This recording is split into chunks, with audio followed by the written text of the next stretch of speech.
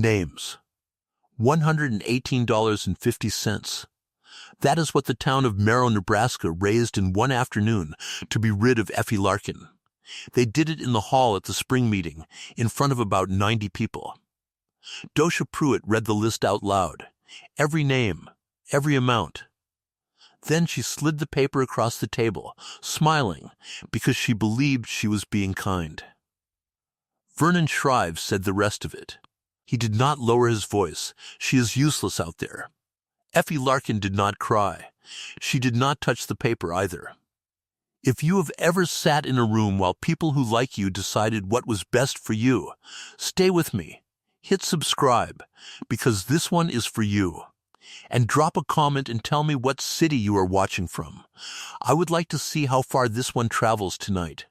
Now, let's go back to Merrow, Nebraska, the spring of 1886. Merrow was 5 buildings and a stock pen.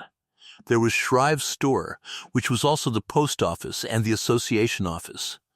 There was a bank that opened 3 days a week. There was a blacksmith shop with a dirt floor, and a hall that was a church on Sunday and a school in the winter. And there was the depot, because the railroad had come up the valley in 1883 and made the whole thing possible. Everything else was grass. Cherry County is the Sandhills. If you have not seen it, it does not look like anything you expect. It is not flat, it is dunes. Thousands of them, grassed over and holding still, running north and west for 100 miles. Between the dunes lie the meadows. In those low places the water sits close under the sand, close enough to keep the roots wet all summer long, and the wild hay comes up thick and heavy and green, while the hills around it go brown. That hay was the whole country. You could run cattle on the hills all summer for nothing. God fed them. But a Sandhills winter does not care how many head a man owns. And the outfits that came in behind the railroad had brought in more cattle than that country had ever carried. From November to March, a cow ate what somebody had cut for her in July. Or she ate nothing. So Cherry County was not really in the cattle business. It was in the hay business. It just did not say so out loud. Effie Larkin was 29 years old that spring, and she had been a widow for 21 months. She was a big woman, broad through the shoulders, heavy through the arms, built low and wide and strong. She wore a dark green woolwork dress that had been a good dress in 1881, with a cream apron over it that was never clean past 9 in the morning.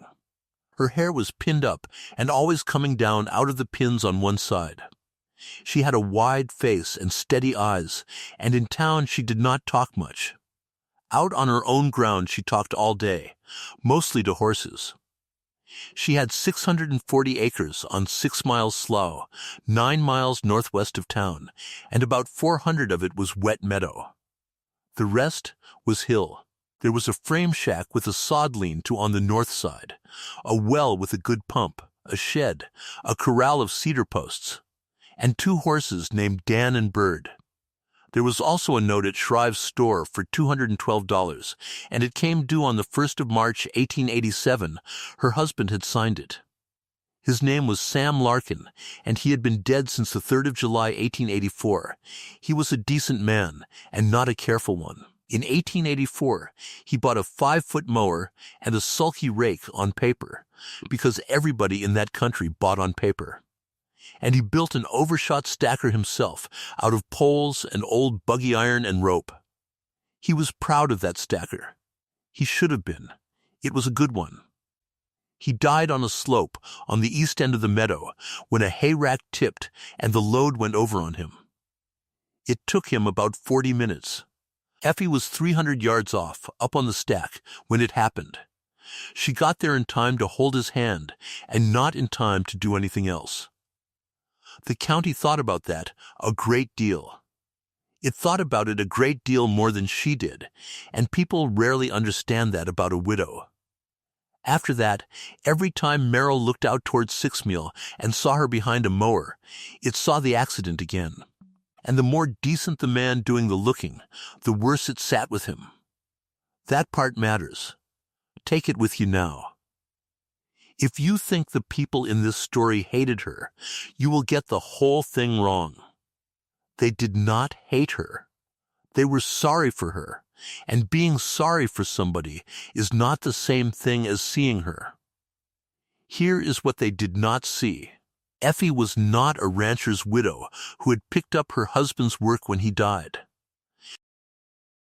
She had been raised into that work by a man named Hollis Dray, who was her father, and who put up wild hay on shares in the Elkhorn Valley for 22 years.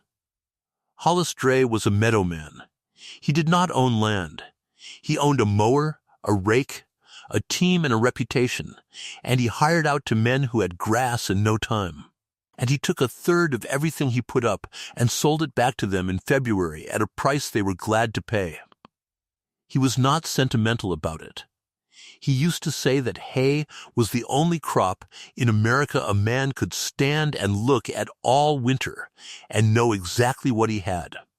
He had 4 children. He put Effie on the stack when she was 13. He put her there because she was the heaviest. That is the whole thing. I want to say it plain.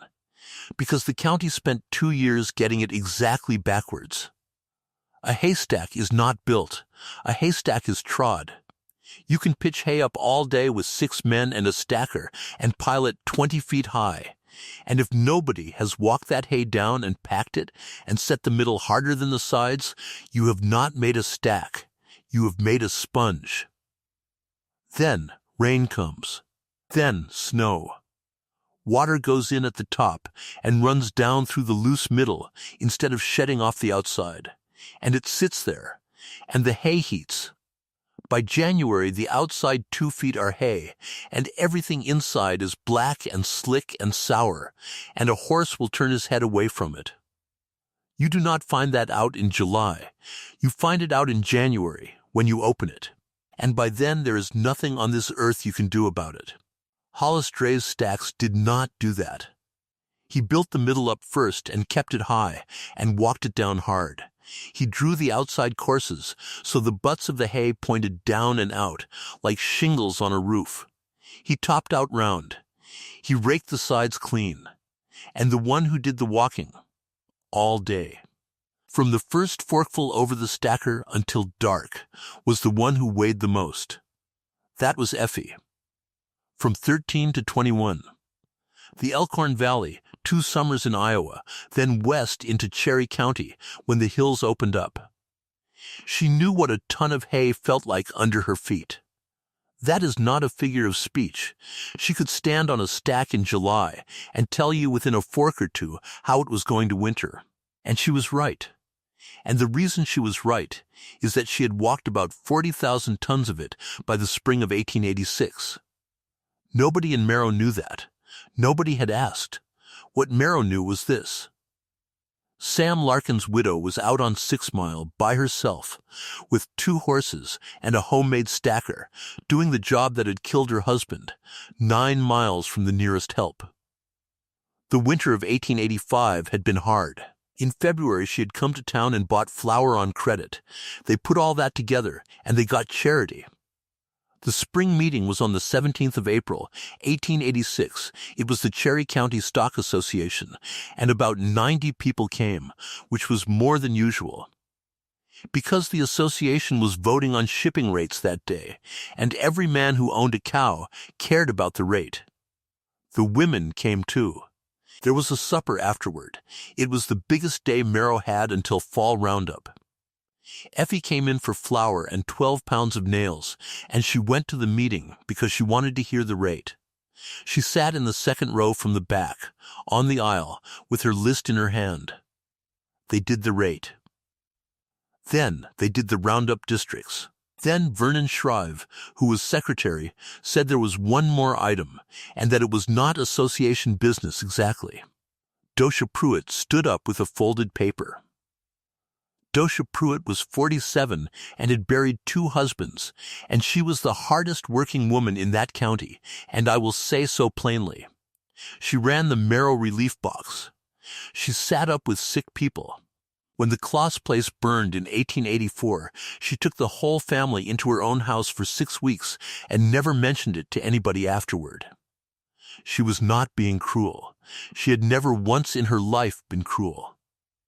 "Most of you know," she said, "that Effie Larkin has been out on 6 Mile alone since we lost Sam." Effie put her list down in her lap. Dosia said the ladies had talked it over among themselves, and that they had written to Effie's sister at Cedar Falls, Iowa, and that her sister had written back. There was a room. There was work in a laundry. She would be welcome. "The fare is $14.20, Dosia said. "The rest gives her something to start on. It is not charity. It is neighbors." Then she read the names. That is the part. If she had handed the paper over quietly at the store, this would be a different story and probably a shorter one. But it was a subscription list. And reading a subscription list out loud was how it was done. So she read all 34 of them with the amounts, in a hall with 90 people in it, while Effie Larkin sat in the second row from the back and listened to every one. Rutherford Spear, $2. The Dowlings, $3. Ada and Marianne Yarnell, $5. Merrow Bank, $10. Vernon Shrive, $25. It took about 4 minutes. There was applause when she finished. Not loud. It was the kind of applause people give when they are pleased with themselves and uncomfortable at the same time. Then Vernon Shrive said his piece. He did not mean it the way it landed. And that does not matter, because a room does not hear what a man means. Shrive was 51, and he was a hay contractor, which in that country meant he owned 4 mowers, 3 stackers, a string of teams, and the labor of 22 men. He put up hay for the big outfits at $2.75 a ton in the stack, and he made a good living at it. He was the association secretary besides. And he held paper on about a dozen small places, Effie's among them, because he had bought her note off the implement house at Grand Island in 1885 for 80 cents on the dollar. He was not a villain. Write that down too. He was a man who believed in crews. "I will say what everybody is thinking," he said. "We owe her that much. There is not a man in this hall who believes a woman alone can put up winter feed on 400 acres of meadow. It is not a question of willingness. She is willing. It is a question of hands. I have got 22 men, and I cannot always get it done." Then he said it. She is useless out there. In town she would be some use to somebody. Out there she is a danger to herself, and one of these winters we are going to have to go and get her. Nobody said anything. Then the clerk wrote it down. His name was Newt Bissell. He was 24, and he kept the association minute book in a good clear hand, and he was not writing an insult that afternoon. He was writing a record. A subscription taken up at a meeting had to be entered with the reason for it. So he entered it. Page 41. In ink. Subscription raised by the ladies for the removal of Mrs. E. Larkin to Iowa, she being useless upon her place and likely to become a charge upon the county. $118.50. 34 subscribers. That is the sentence. That is the sentence that ran through Cherry County for the next 9 months, and nobody had to remember it, because it was written down. And every man who signed anything in that book for the rest of the year turned past page 41 to do it. Effie stood up. She was not fast about it. She took her list off her lap, folded it, and put it in her apron pocket. Then she stood there while the whole hall turned around in their seats to look at her. Dosia Pruitt held the paper out. Effie looked at it. She did not take it. She did not push it away either. People talked about that for years afterward, because a proud woman would have pushed it away and given them all something to chew on, and she would not give them that. "Leave it on the table," she said. "Effie, honey, it is only. Leave it on the table, Dosia." Her voice was flat and easy, the voice of a woman asking for the salt. "I am not going to touch it, and I am not going to take it. And I would not like it thrown away either. Put it in the box with the rest of the papers." Then she said the only other thing she said in that hall. There is 400 acres of meadow on 6 Mile. It has been cut every year since 1879. It will be cut this year. And she walked out. 90 people watched her go down the aisle and out the door, and nobody said a word until she was gone, and then everybody said something at once, which is what a room does. Behind them, on the table at the front, the paper lay where it was. Newt Bissell put it in the tin box with the ballots and the old minute books, and the treasurer counted the money and entered it. And there it sat, $118.50 in a canvas sack, in a locked box, in a store in Merrow, Nebraska, for 9 months. Remember it. It comes back at the end of this, and when it does, it is the only thing anybody in that county wants to talk about. Outside it was still light. April in the Sandhills stays light late and gets cold fast. Effie untied Dan and Bird from the rail in front of the store, loaded her flour and her nails, and climbed up on the seat. Then she took the wagon road northwest out of town at a walk, because you do not hurry a team over 9 miles of sand. She did not cry then either. People have asked me whether she cried on the road home, and I always give the same answer, which is that we do not know, and it is nobody's business. What we know is what she did when she got there, because Hoy Twombly saw it, and Hoy Twombly told it for 30 years afterward to anybody who would sit still and listen. Hoy was 54. He had freighted out of Sydney for 11 years until a wagon rolled on his hip, and after that no outfit in Nebraska would hire him for anything at all. He lived in a dugout on the east line of Effie's place with her permission, and he did the work a man can do sitting down, which was a good deal more than anybody expected. He was at the corral when she came in, about 8 o'clock in the last of the light. He said she got down off the wagon and carried the flour into the house and came back out. Then she walked straight past him without a word, out through the gate and about 200 yards down into the meadow. And she stood there. The meadow in April is not much to look at. Last year's stubble, gray and flat, with the new grass just starting up green underneath it, and the sloughs still full of water, and ducks sitting on the sloughs. She stood out there about half an hour. Then she came back up to the corral and told him what she wanted. The mower sections sharpened. The pitman looked at. The stacker rope spliced where it had frayed against the pulley. All of it done inside of 3 weeks. "You are going to cut it all," Hoy said. "I am going to cut it all." Effie, they took up a collection, and she said the thing he told for 30 years. "I know what they took up," she said. "They can have it back in hay." The talk got to 6 Mile before the middle of May, the way talk does. Ansel Beek brought most of it. Ansel was 22, and he had come out from Illinois in 1884 with a brother who had since gone back, and he had been working for the Yarnells at $16 a month until they let him go in March. Effie hired him on the 4th of May at $18 and board, which was more than she could pay and less than he was worth. He was a cheerful young man with no talent for keeping his mouth shut. "They are saying you would not take it," he told her the first week. "I did not take it. They are saying you left it lying on the table." "I did," she said. "It is still lying there for all I know." Mrs. Pruitt is telling people her feelings are hurt. Effie was filing mower sections at the shed, with the file going in long, even strokes, and she did not look up. "Then her feelings are hurt," she said. "She will get over it before I get this sickle sharp." That is about as much as she ever said on the subject, all summer, to anybody. Here is what she had to work with in the middle of May 1886.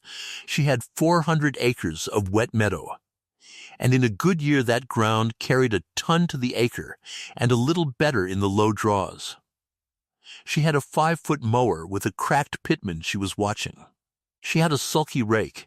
She had Sam's overshot stacker, which was a pole frame with a big toothed head that swung up and over and dumped a 1/4 ton of hay onto the top of a stack, worked by a rope and a horse walking away from it. She had 2 horses of her own, and she needed 4. and she had $9.40 in a coffee tin. That is the whole inventory of the woman Cherry County had voted to send to Iowa. And if you are sitting there thinking it does not sound like enough, you are right. It was not enough. She knew it was not enough on the 17th of April, standing in that hall, and she said what she said anyway. The horses came from Hoy. Hoy Twombly still owned a pair of aged freight mares, Nell and Sugar, 14 and 16 years old. Too slow for any outfit that hauled for money and perfectly sound for a meadow. He had been feeding them out of pride for 3 years. "Take them," he said. "I will hire them." "Effie, they are eating your hay standing in your corral. That is not hire, that is board." "I will hire them," she said, "at $2 the month apiece, and I will put it in the book, and in October when I am paid, you will be paid. You can argue about it in October." Hoy looked at her a while. Then he said, "Your daddy used to do that." "My daddy did everything I do," she said. "He just had a beard while he did it, so nobody wrote him up in a book." Ansel counted the outfit out loud on his second day, the way a young man does. 2 mowers? 1. 2 rakes? 1 rake. Stackers? 1. Sam built it. Crew?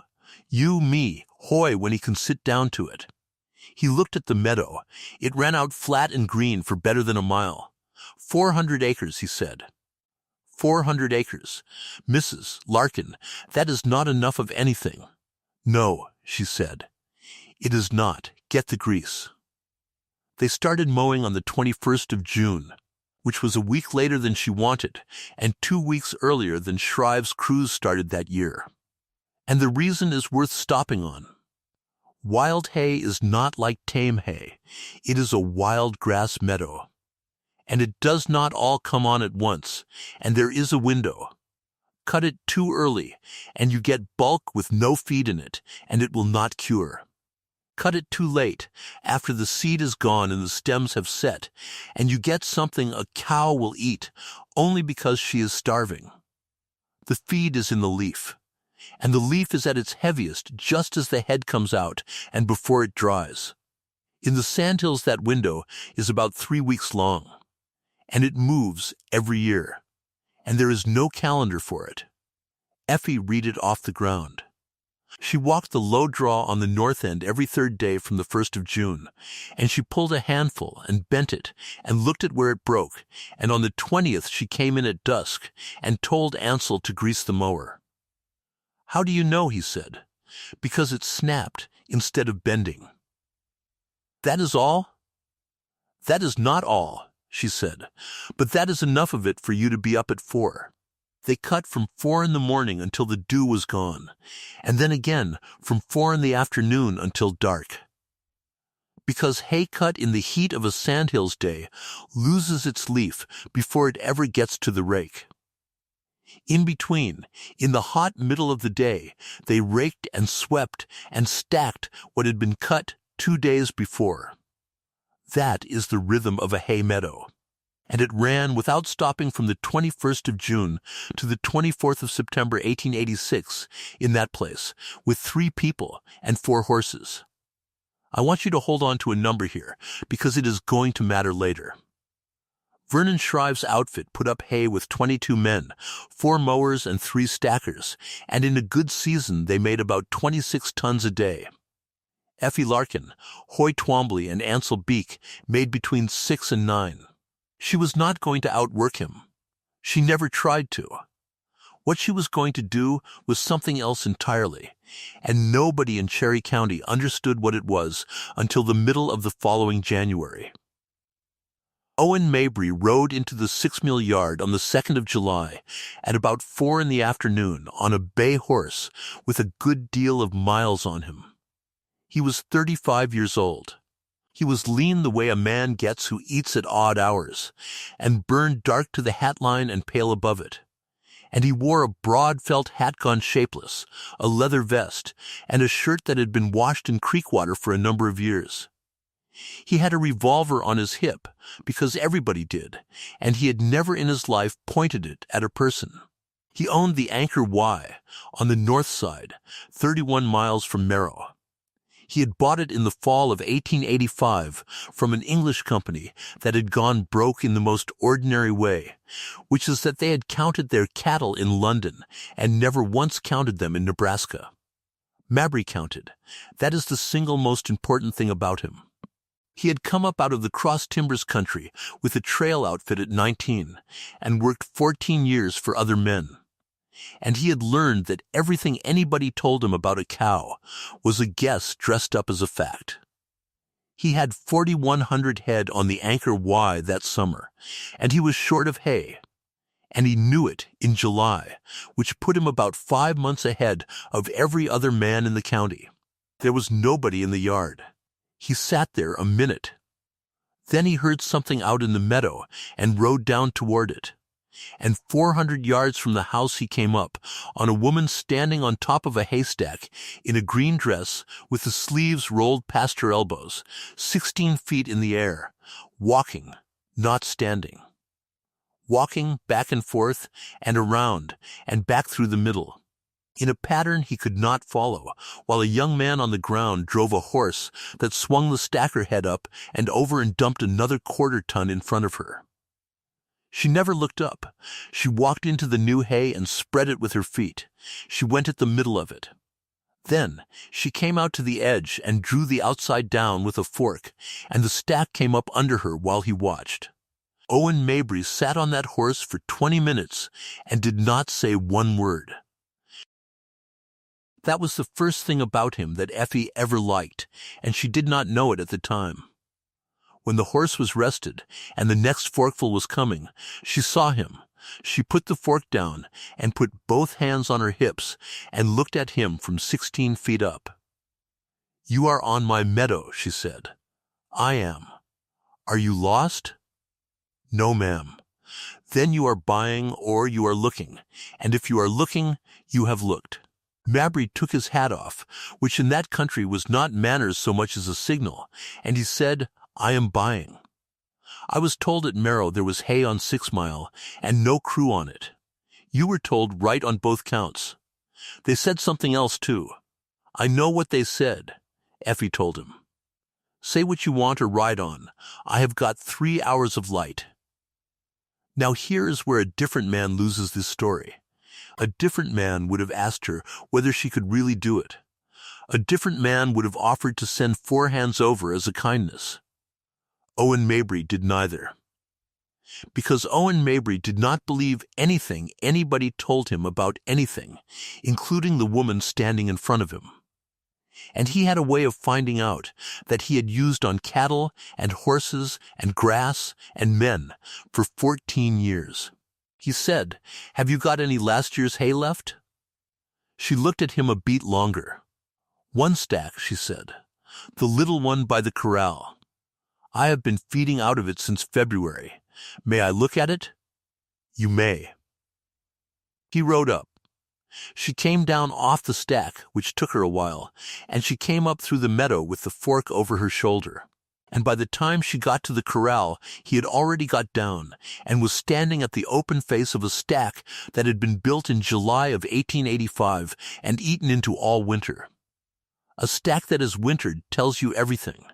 You cannot lie to a man standing at the open face of a stack, and you cannot lie to yourself either.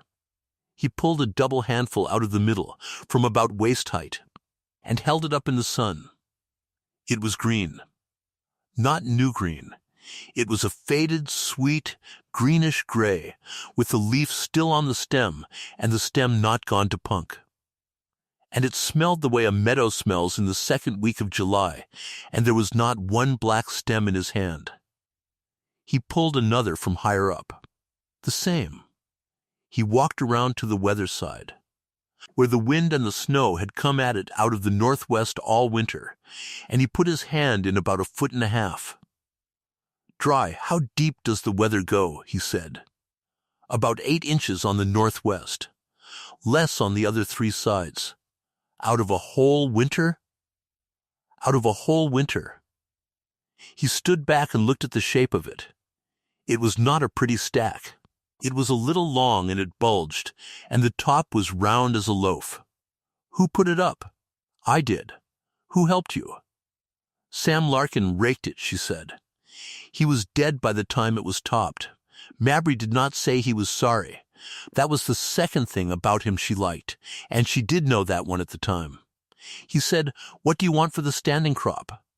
"I do not sell standing crop. I sell hay in the stack, measured in October, delivered where it stands, and you haul it. How much of it will there be?" "If it does not rain in August, 400 tons. If it rains right, 430. And the price? $4 the ton in the stack." He looked at her. "Now, understand the number. Vernon Shrive contracted hay to the big outfits at $2. 75 a ton in the stack, and Shrive had 22 men and could not always fill his contracts. Loose hay hauled into Merrow and put on the cars ran $5 and change. $4 was not a widow's price, and it was not a bargain price.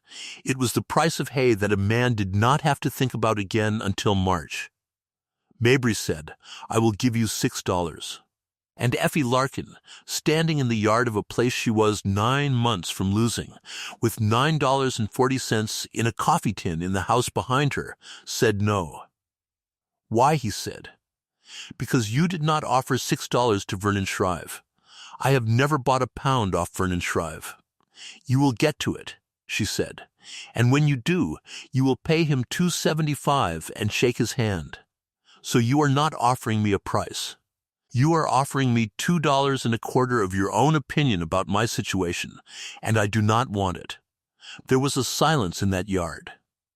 "Ma'am," Mabry said, "I have been buying hay for 14 years, and I have never had anybody argue me down." "You have never bought hay in Cherry County," she said. $4. It is what the hay is worth. If it is worth more than that in February, that is my bad guess, and I will eat it. And if it is worth less, you will eat it, and neither one of us will say a word. $4, he said. $4, and 3 conditions. He put his hat back on. Say them. 1. Nobody walks my stacks but me. You can send men to mow and men to rake and men to sweep, and I will pay them wages out of my end. And any one of them who climbs up on a stack of mine goes home the same hour. Why? Because 2 pairs of feet build a stack 2 ways, and hay does not care about anybody's feelings, and the middle of a stack is where a man's opinion turns into 40 tons of manure in January. He almost smiled. He did not quite. 2. I cut when I say. Not when you are ready, not when your men are free. When the leaf is right. 3. You come and see it measured in October, personally, with your own eyes, and you count with me. I will not be told in December that I was 30 tons short. Owen Mabry stood there in the yard at 6 Mile and thought about it for a while, and the thing he was thinking about was not the price, and it was not the conditions. What he was thinking about was the open face of that stack. He had bought hay in Texas and in the Indian country and in Wyoming, and he had never in his life put his hand 1.5 feet into the weather side of a year-old stack and brought it out dry. "How many tons will you sell me?" he said. "How many do you want?" "All of it." "No," Effie said. That is the second time in 10 minutes she told a man with money in his pocket no. And I want you to notice it, because it is the whole shape of her. 300 tons to you, she said. The rest is spoken for. Spoken for by who? There is not another outfit within 20 miles of you that can pay. They are not paying, she said. They are putting up on shares. And that is the first time Owen Mabry heard about the other half of what Effie Larkin was doing that summer. And it is the half that Cherry County never saw coming, so we had better take it now. There were 7 families in the Sandhills north and west of 6 Mile that had come in under the timber claim and the homestead law between 1882 and 1885.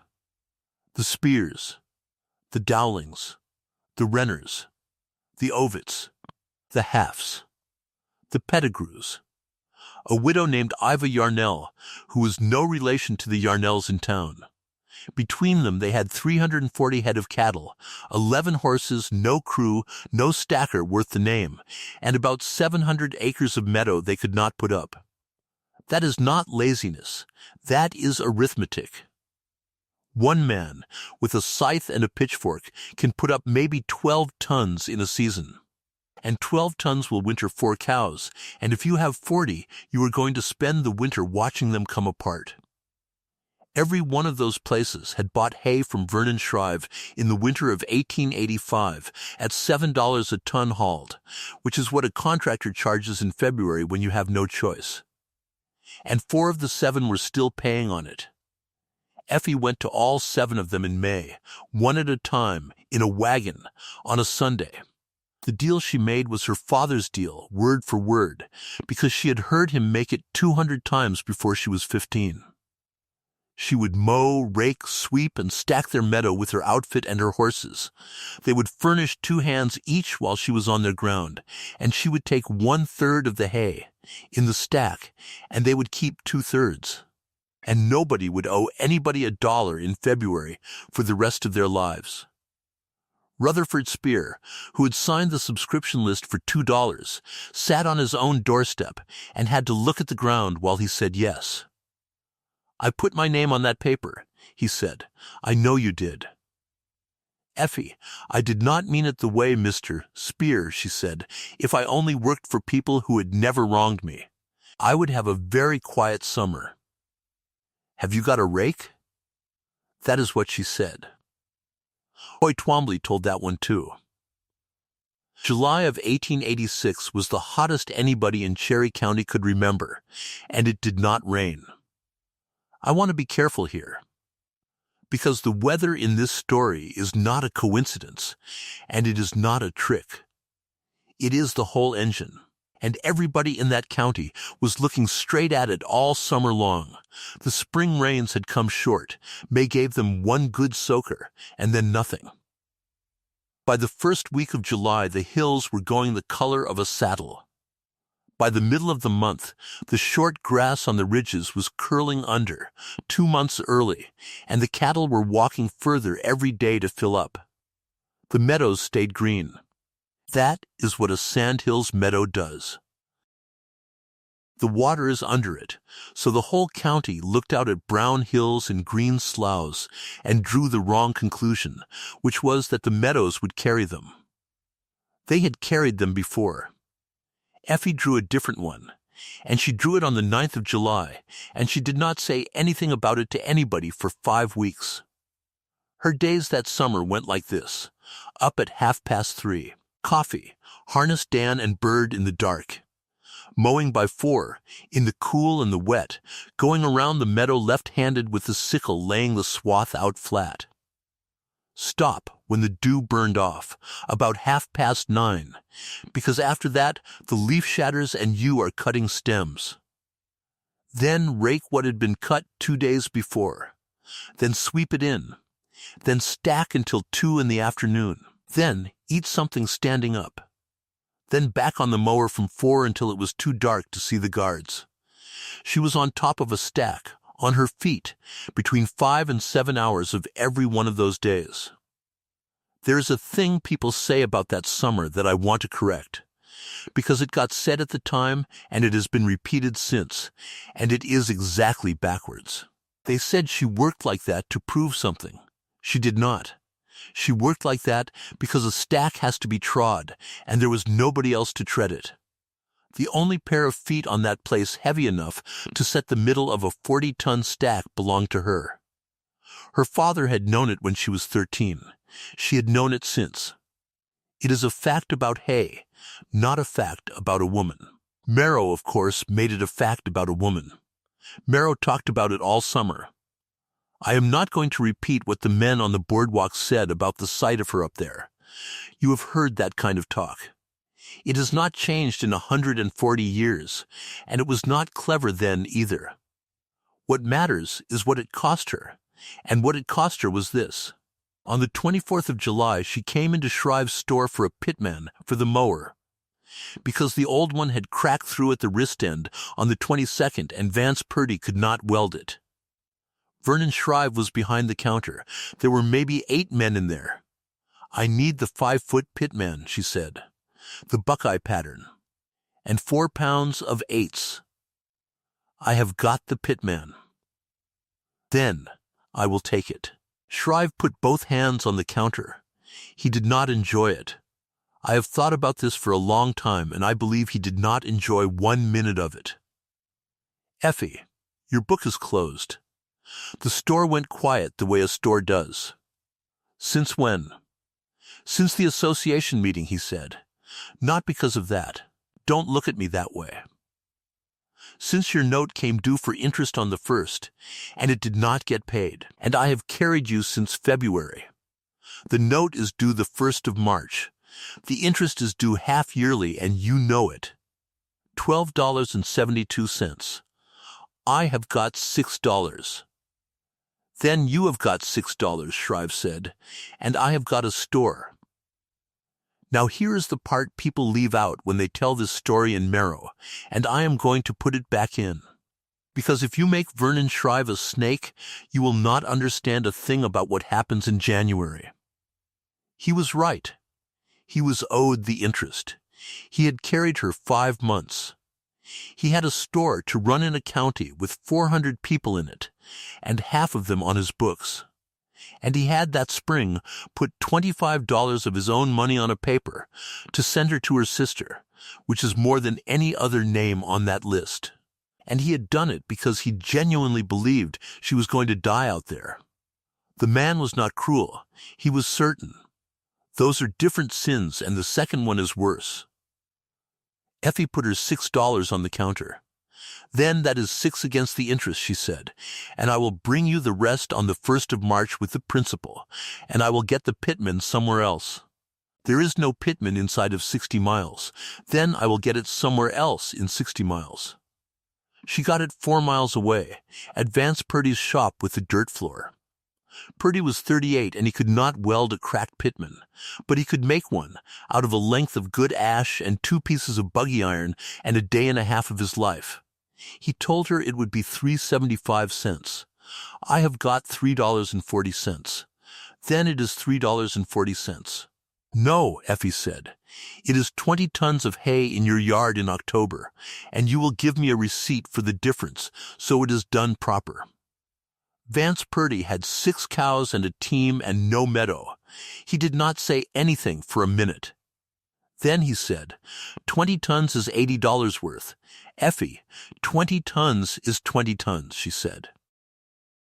"The price of hay in October is $4, and the price of hay in February is whatever a man like me can charge a man like you, and I would rather set it now while we are both in a good humor." She lost 2 days of mowing over that pitman, 2 days in the middle of the best cutting week of the year.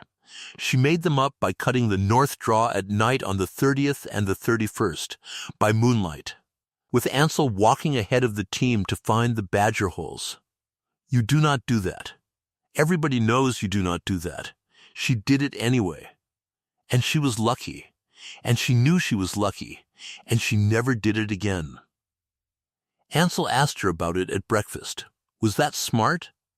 No, then why did we do it? Because the leaf was going. That is not an answer. It is the only one there is, she said. Hay does not wait. It goes to stem. Then it is bedding. He thought about that. How much did we get? 11 ton. In 1 night? In 2 nights. Do not tell Hoy how we did it. Hoy already knew. Hoy always knew. He had been listening to that mower go around in the dark from his dugout with his hands behind his head, and he never said one word about it, then or after. Owen Mabry sent 3 men over on the 2nd of August. That was the deal, and she took the wages out of her end. Cleve Mattoon, who was the anchor Y foreman and 44 years old, and 2 hands. Cleve Mattoon did not want to be there. He had been foreman for the English company before Mabry bought it, and he had held that outfit together through 2 winters of London arithmetic. And he was a good man at his work and a hard one to move. He got down off his horse in the 6-mile yard and looked at the meadow and said, "Where is the boss?" "You are talking to her," Effie said. "I mean the hay boss. You are talking to her." They worked 9 days together. And on the 2nd day, Cleve Mattoon climbed up on the half-built stack with a fork in his hand. Because he had put up hay for 20 years, and he was not going to stand on the ground and be handed a rake. Effie sent him down. She did not shout. She said, "Cleve, off. I have stacked hay since. I know how long you have stacked hay. Off my stack." He stood there, 16 feet up, with the fork in his hand, and 4 men watching him from the ground. And it is a very great deal to ask of a man of 44, and I will tell you exactly what he did, because it is the reason this county did not lose everything. He got down. He got down. And he went back to the sweep, and he did not speak to her for 2 days. And on the 3rd day, at noon, he walked over to the stack she had finished on Tuesday and looked at the slope of the sides for a long while. Then he came and found her at the pump. "Who taught you to draw the outside down like that?" he said. "Hollis Dray. Out of the Elkhorn country?" "My father." Cleve Mattoon took his hat off, wiped his head, and put it back on. "I stacked against him in 1871, he said, "at Neely. Him and 2 others against 5 of us, and they beat us by a stack and a half. And I have been telling myself for 15 years that they had the better ground." "They did not have the better ground," Effie said. "No," he said, "I did not think so." That was all of it. 9 days, 2 sentences, and Cleve Mattoon went home to the Anchor Y on the 11th of August and told his employer something that I will get to in about 4 minutes. Because first we have to go to the summer meeting. The Cherry County Stock Association met on the 3rd of August, 1886, in the hall at Merrow. It was a smaller crowd than April. About 40 men.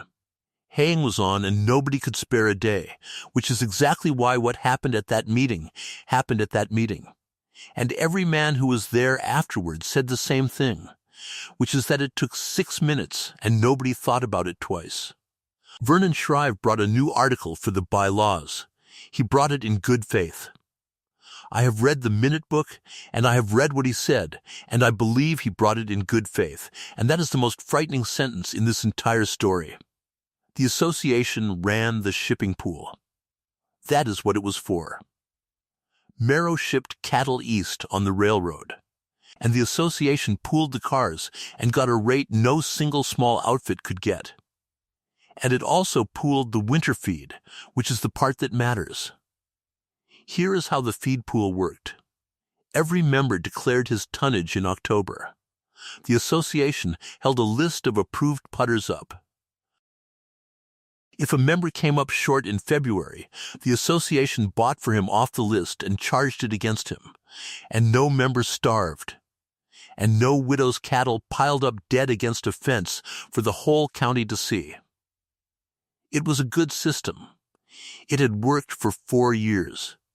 It is the kind of thing a young county does right. Shrive stood up and said the pool had a hole in it. "We have got people this year," he said, "putting up hay with no crew. 1 and 2 hands. I have got 22 men, and I know what it takes. When a man declares 300 tons in October, and 40 of it is soft, the association buys the difference, and that difference comes out of every one of us." Somebody asked what he wanted done. "I want the list to mean something," Shrive said. "I want it written that we do not contract off a putter-up who has not got the hands to do it right." And so they wrote Article 11. I have got the wording, because Newt Bissell wrote it into the minute book on page 58, in the same good clear hand, 4 months and 17 days after he wrote page 41. "No member shall contract for wild hay, nor declare wild hay to the winter pool." except of a putter-up employing a crew of not fewer than 6 men. Read it again. There is no woman in that sentence. There is no name in it. There is not one word in it that anybody could stand up and object to. And that is precisely the trouble.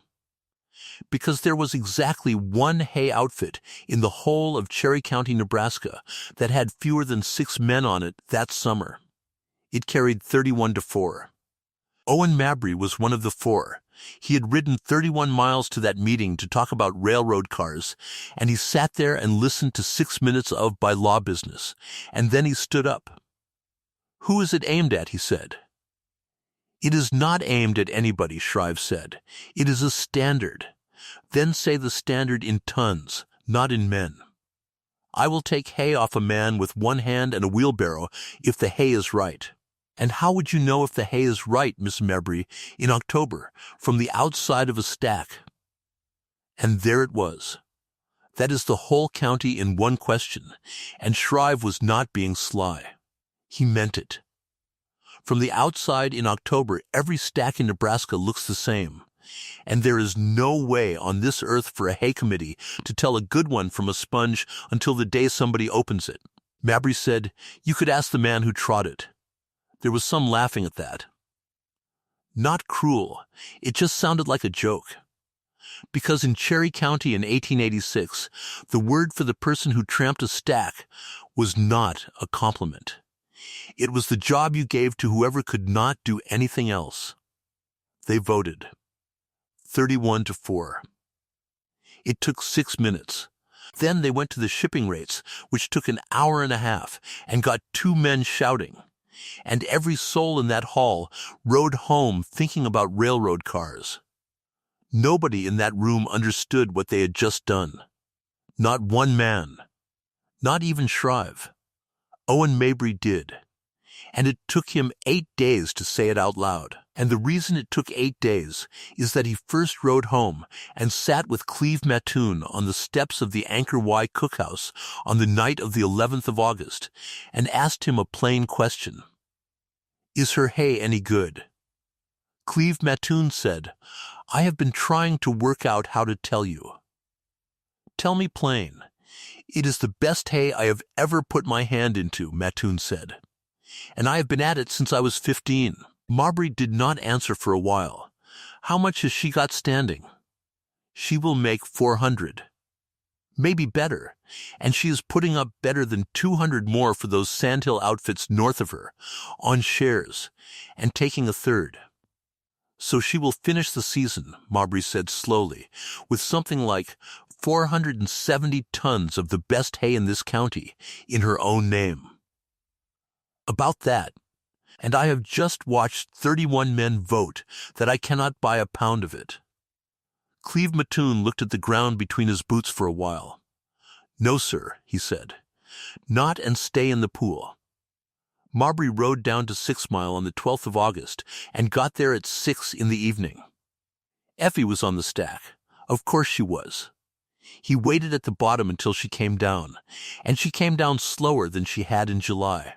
Because it was the 53rd day and the season had 6 weeks left in it, he had a folded half-sheet of paper in his hand. "I have got something to read to you," he said, "and then I have got something to ask you, and you are not going to like either one. Then, read it."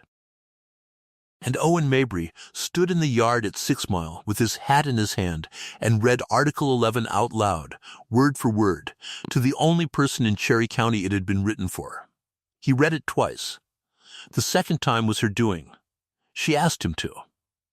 "No member shall contract for wild hay, nor declare wild hay to the winter pool, except of a putter-up, employing a crew of not fewer than 6 men."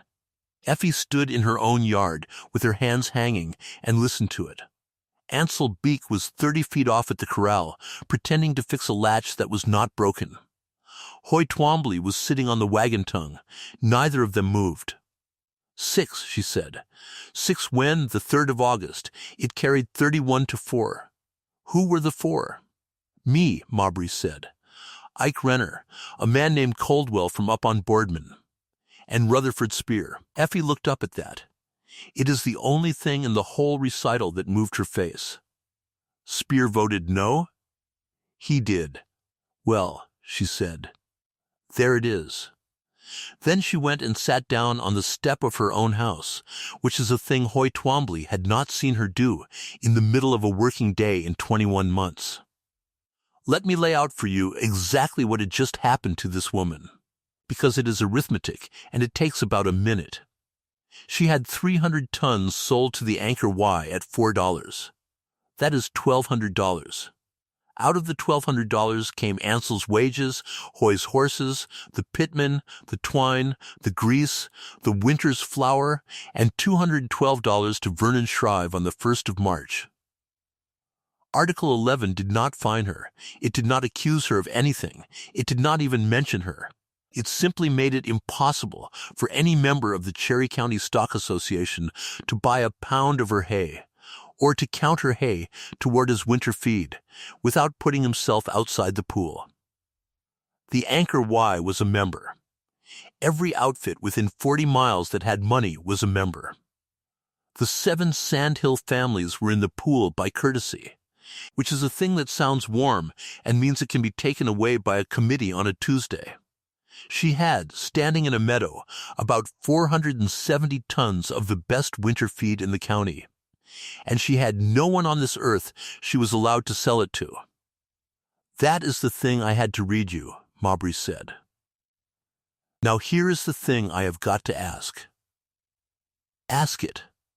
10 members can call a special meeting. 10 signatures on a paper handed to the secretary, and he has to call it inside of 14 days. I can get 4 today. You can get 6, can I? Spear, Renner, Dowling, Ovitt, Half, Pettigrew, that is 6, and with mine and Coldwell's, that is 8, and I will find 2 more in a week. Effie sat on her step and looked out at the meadow for a while. Then she said, No, Effie, say the rest of it, she said. You are a counting man. Count it out loud. What happens to Rutherford Spear the day he signs that paper? Owen Mabry did not answer. Then I will, she said. Spear has got 61 head. He ships them in the pool at the pooled rate, and it saves him $1.10 a head over what the road would charge one man with 1 car. And $1.10 on 61 head is $67, and $67 is what Spear has got between him and the bank. And the pool guarantees him feed in February. And the committee decides who is in the pool and who is out of it by a vote on any Tuesday it likes. They would not drop him for signing a paper. They would not have to, Effie said. They would just find that his declaration came in late. She got up off the step. Those 7 places are in my hay to the neck, she said. They took the shares deal in May, when nobody else in this county would sit on their doorstep and take a cup of coffee off them. I am not going to spend them to fix my own trouble. I would rather have the trouble. Mabry said, Then I will resign. And she turned around and looked at him. And Hoy Twombly said afterward that it was the first time he ever saw Effie Larkin angry out loud. You will not, she said. It is my outfit. It is 4,100 head. You have got 4,100 head. And you have got a pool that guarantees you feed in February. And you have got a railroad rate that is the only reason your steers are worth anything at all in Chicago. And you are going to hand all of that back over a widow's haystacks? I am going to buy hay off who I please. Then you are a fool, Effie said, and I do not do business with fools. Sit down. He did not sit down. But he took his hat off again, and he stayed. I will tell you what you are going to do, she said. You are going to keep your membership. You are going to buy every ton of hay you can find between here and Valentine at whatever it costs you, and you are going to buy it in the next 6 weeks. You just told me not to buy yours. I did not say buy mine. I said buy hay. There is a difference, and by January you will know what it is. Mabry stood there in the yard. And the 300 tons? The 300 tons will be standing in that meadow on the 1st of March, Effie said, and I will be standing next to it, and it will still be $4. Now here is where I have to tell you the other thing that happened in that yard. because it is the second half of the midpoint, and it is the piece that Cherry County never gave her credit for. Not in 1887, and not in 1920, and not on the marker they put up in 1936. Mabry was leaving. He had his foot in the stirrup. Effie said, "Miss Mabry, how many head are you carrying?" 4,100. Sell 900 of them. He took his foot back out of the stirrup. Say that again. Sell 900 head, she said, this fall. Take whatever the market gives you, and do not argue with it. And do not wait for October to see if it comes up. Why? And she told him. It took her about 3 minutes, and I am going to give it to you the way she gave it to him. Because every single thing in it was standing out in the open, where any man in that county could have looked at it. It has not rained since the 20th of May, she said.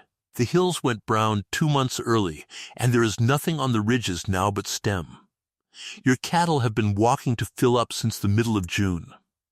Have you weighed anything? No, weigh a steer. He will be 80 pounds under what he was this time last year, and he will not gain it back, because there is nothing out there to gain it on. Go on. There are 3 times the cattle in this county that there were in 1883. Everybody came in behind the railroad. The range carried it in a wet year, and this is not a wet year. That is not new. No, she said. Here is what is new. Go and look at the muskrat houses in the slough on the east end of my place. They are 1.5 feet higher than they were last August, and they were built in July. Ask Hoy where the geese have been going.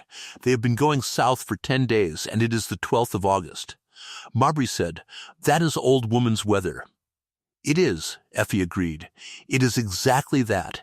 It is what old women knew before there was a soul in this country to write it down, and you may take it or leave it. But take the rest, because the rest is a ledger. Thin cattle. Short grass.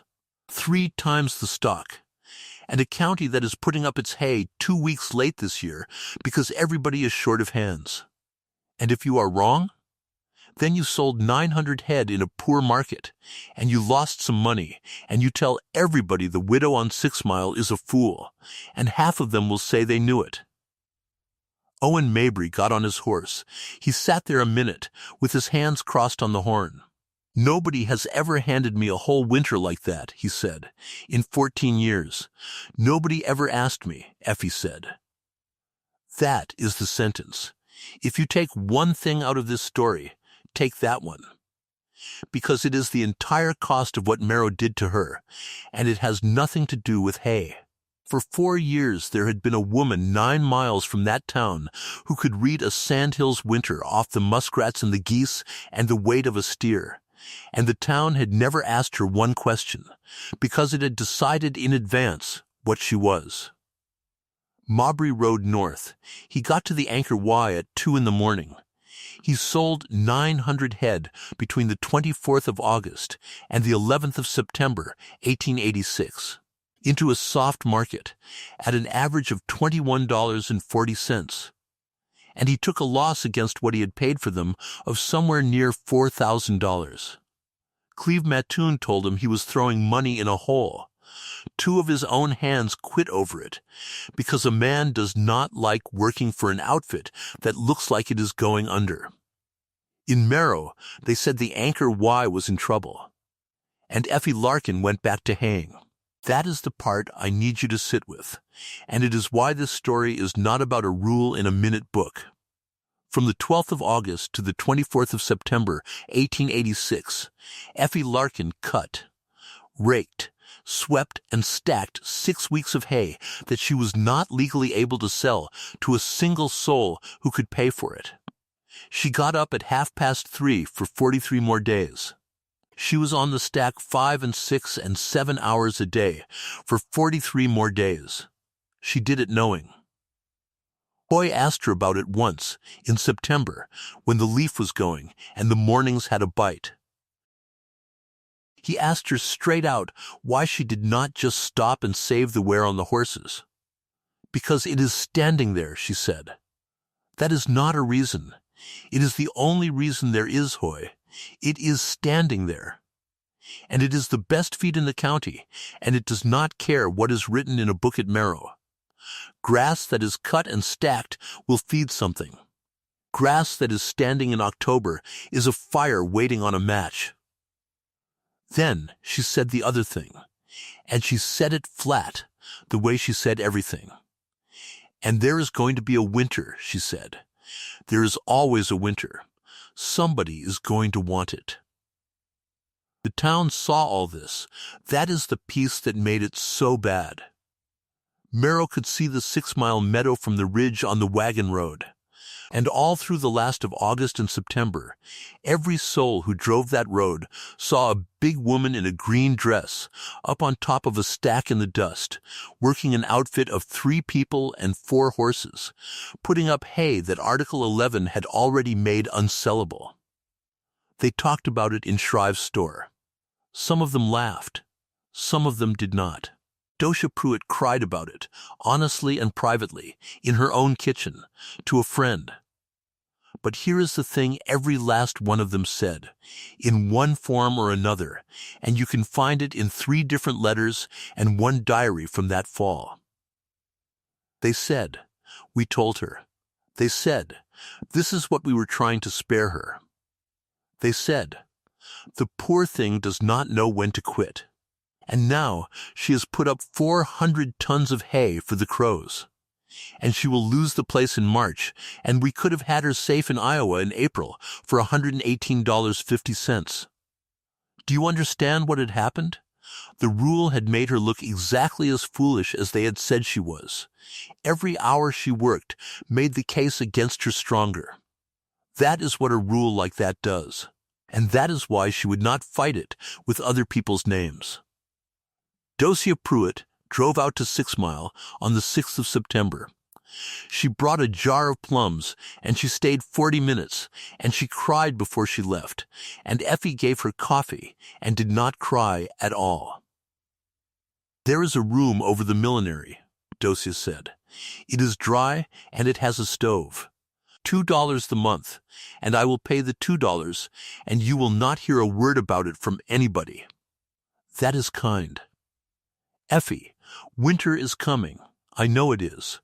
You cannot stay out here alone with no hay money and no store credit and 2 old mares. I have got 4 horses and 9 stacks, Effie said, and by the end of the month I will have 470 tons. Docia Pruitt put her hands over her face. Nobody can buy it, honey, she said. Nobody in this county can buy 1 pound of it. Vernon read it out to me himself. And Effie Larkin said the sentence that Docia repeated at the January meeting in front of 140 people, with her voice shaking so badly that Newt Bissell had to ask her twice to say it again for the book. I did not put it up to sell it, Docia. I put it up because it is going to be needed.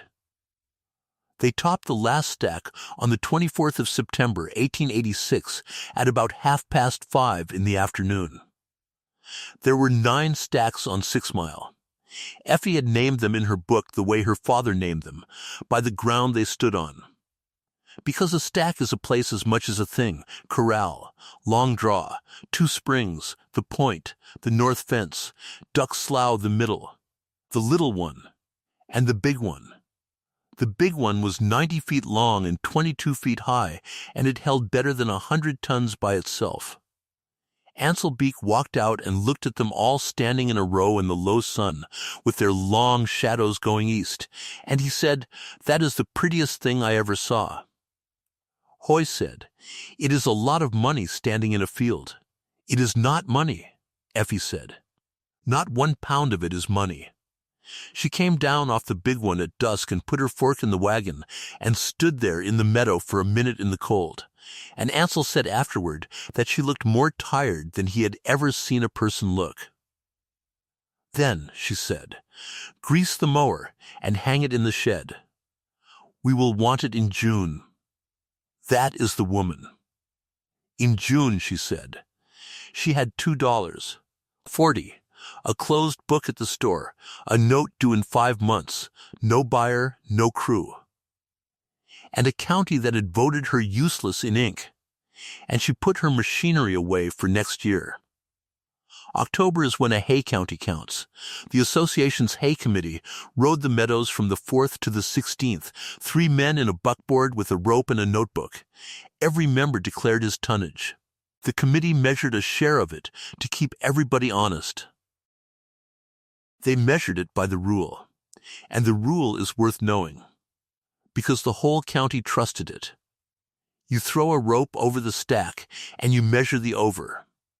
The over is the distance from the ground on one side, up over the top, and down to the ground on the other. You measure the width. You measure the length.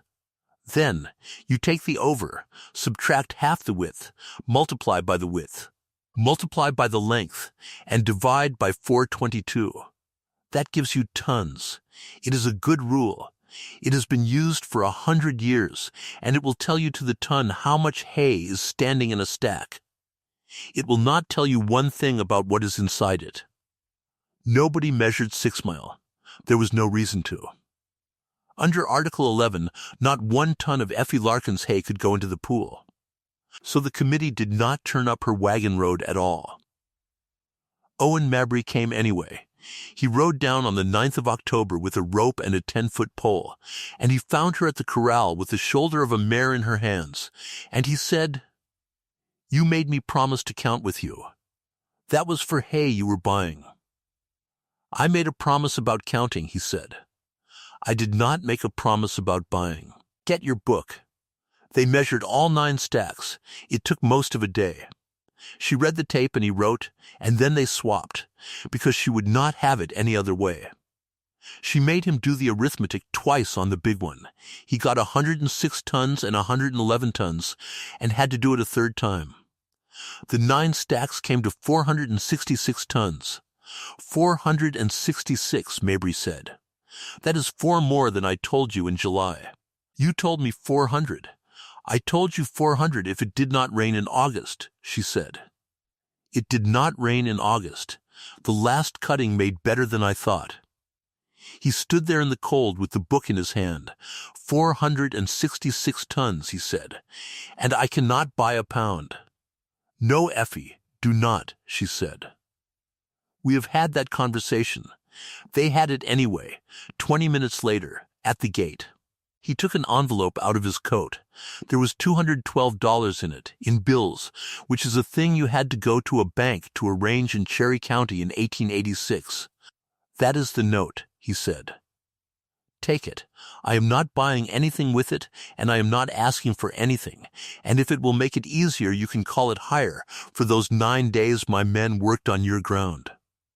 Your men worked 9 days, and I paid them $34. 50 out of my own end, and you know it because you counted it. Then call it a gift." "No, then call it a loan at 10%. "No," Effie said. "Mr. Mabry, put that away before somebody sees it." He put it away. "May I ask why?" he said. "One time, and then I will not ask again." She thought about it a while, and she gave him a straighter answer than she gave anybody in this story. "Because I have got 466 tons of hay standing in that meadow," she said, "and it is worth more than $212, and any woman who cannot get $212 out of 466 tons of hay does not deserve the meadow. The bylaw will be there in March, and so will the hay," she said. "One of them will still be true, and one of them will not, and I would rather find out than be rescued. That is refusal number 3, if you are counting, and you should be." Judson Fitch got off the train at Merrow on the 19th of October, 1886. He was 44 years old, out of Omaha. And he wore a town coat and good boots, and he had $18,000 of a Chicago house's money behind him. He was a hay buyer. And 1886 had been dry all over the middle of the country. And hay in Iowa and Illinois and Missouri was going to be short. He came to buy Sandhills wild hay and ship it east on the cars. He offered $6.50 a ton, loaded. You have to understand what that number did in that town. Vernon Shrive contracted hay in the stack at $2.75. The pool valued winter feed at about $4, and here came a man in a town coat offering $6.50 for it, cash, on the cars. And all a man had to do was haul it 9 or 12 or 20 miles to the depot. Merrow sold. It sold hard all through the last week of October and the whole of November. Vernon Shrive sold 900 tons. The Niobrara Land and Cattle Company sold 1,400. The Bar M sold 600. 4 smaller outfits sold everything they had over their declared tonnage, and then some of them sold into their declared tonnage, because $6.50 in your hand in November is a very loud argument against a number written in a book in October. That is the hole in the pool, and I want to be sure you see it, because it is the whole of January. The declarations were made in October. The hay left in November. The association had a list, and the list was accurate on the day it was written, and every man on it believed he could get hay if he needed it, because there had always been hay. The pool guaranteed it. That is what the pool was for. Shrive had 22 men and 4 mowers. He could always put more up. Next July. Judson Fitch came out to Sixmill on the 26th of October. He had heard there was a big lot of hay on the North Wagon Road with no buyer on it. He was a shrewd man, and he had heard the rest of it too, and he came out expecting to buy 466 tons of hay off a desperate widow at $3. He got down at the corral and looked out at the 9 stacks standing in the frost. "I will take the lot," he said. "At what?" $5 in the stack, and I will haul it myself." $6. "50 is your price at the depot," Effie said. "It is 9 miles. Hauling is 50 cents a ton, and you know it, because you have been paying 50 cents a ton to everybody in this county for a week." Fitch laughed. He was not unkind about it. $6, he said, in the stack, cash on the measure, and I will have my own men do the hauling. That is $2,796, and I have got a bank draft in my pocket. Now stop here. $2,796. Her note was $212. Her wages owing were $61. She had 240 cents in a coffee tin and no store credit and 5 months of winter in front of her. And there was a man standing in her corral with a draft in his pocket for $2,796, and every single thing that had been done to her since April would have been answered by the word yes. She could have paid Shrive on the spot and watched his face. She could have gone to Iowa in a good coat. Ansel Beek did not speak to her for most of an hour after Fitch left. Then he did. That was $2,796. It was. You have got $2.40s. I know what I have got. Mrs. Larkin. That was the place. That was the note and the place and next year's seed and a stove that draws. Yes, then say why. Say it so I can tell my brother in a letter. She stood at the pump a while. "Because hay is not money," she said. "It looks like money in October. In February it is the only thing in this county that is not money, that is not going to fit in a letter." "No," Effie said. "Write down that I was stubborn. It comes to the same thing, and it is shorter." "I will sell you 60 tons, Effie said. Judson Fitch stopped smiling. 60 tons. At $6. 50, delivered by me on the cars at Merrow before the 1st of December. Ma'am, I have got a house in Chicago that will take every pound of this and 5,000 tons more. I am not here to buy 60 tons. Then buy 60 tons somewhere else," she said, "because 60 is what I am selling." Why in God's name? And Effie Larkin gave the answer that got repeated in Shrive's store for the next 6 weeks as evidence that the poor woman had finally gone. "Because it was cut off Cherry County ground," she said, "and there is going to be a winter." Fitch looked at her. "There is a winter every year." "Not like this one." "And what do you know about this one that the whole of Nebraska does not?" "Nothing," Effie said. "Nothing at all. Everything I know is standing out in the open where anybody could look at it. That is what makes it so hard to say out loud." She hauled that 60 tons herself, with Ansel and Hoy, between the 8th and the 24th of November. 34 loads. 9 miles each way over sand with 2 wagons, in weather that went from cold to bitter in the 3rd week.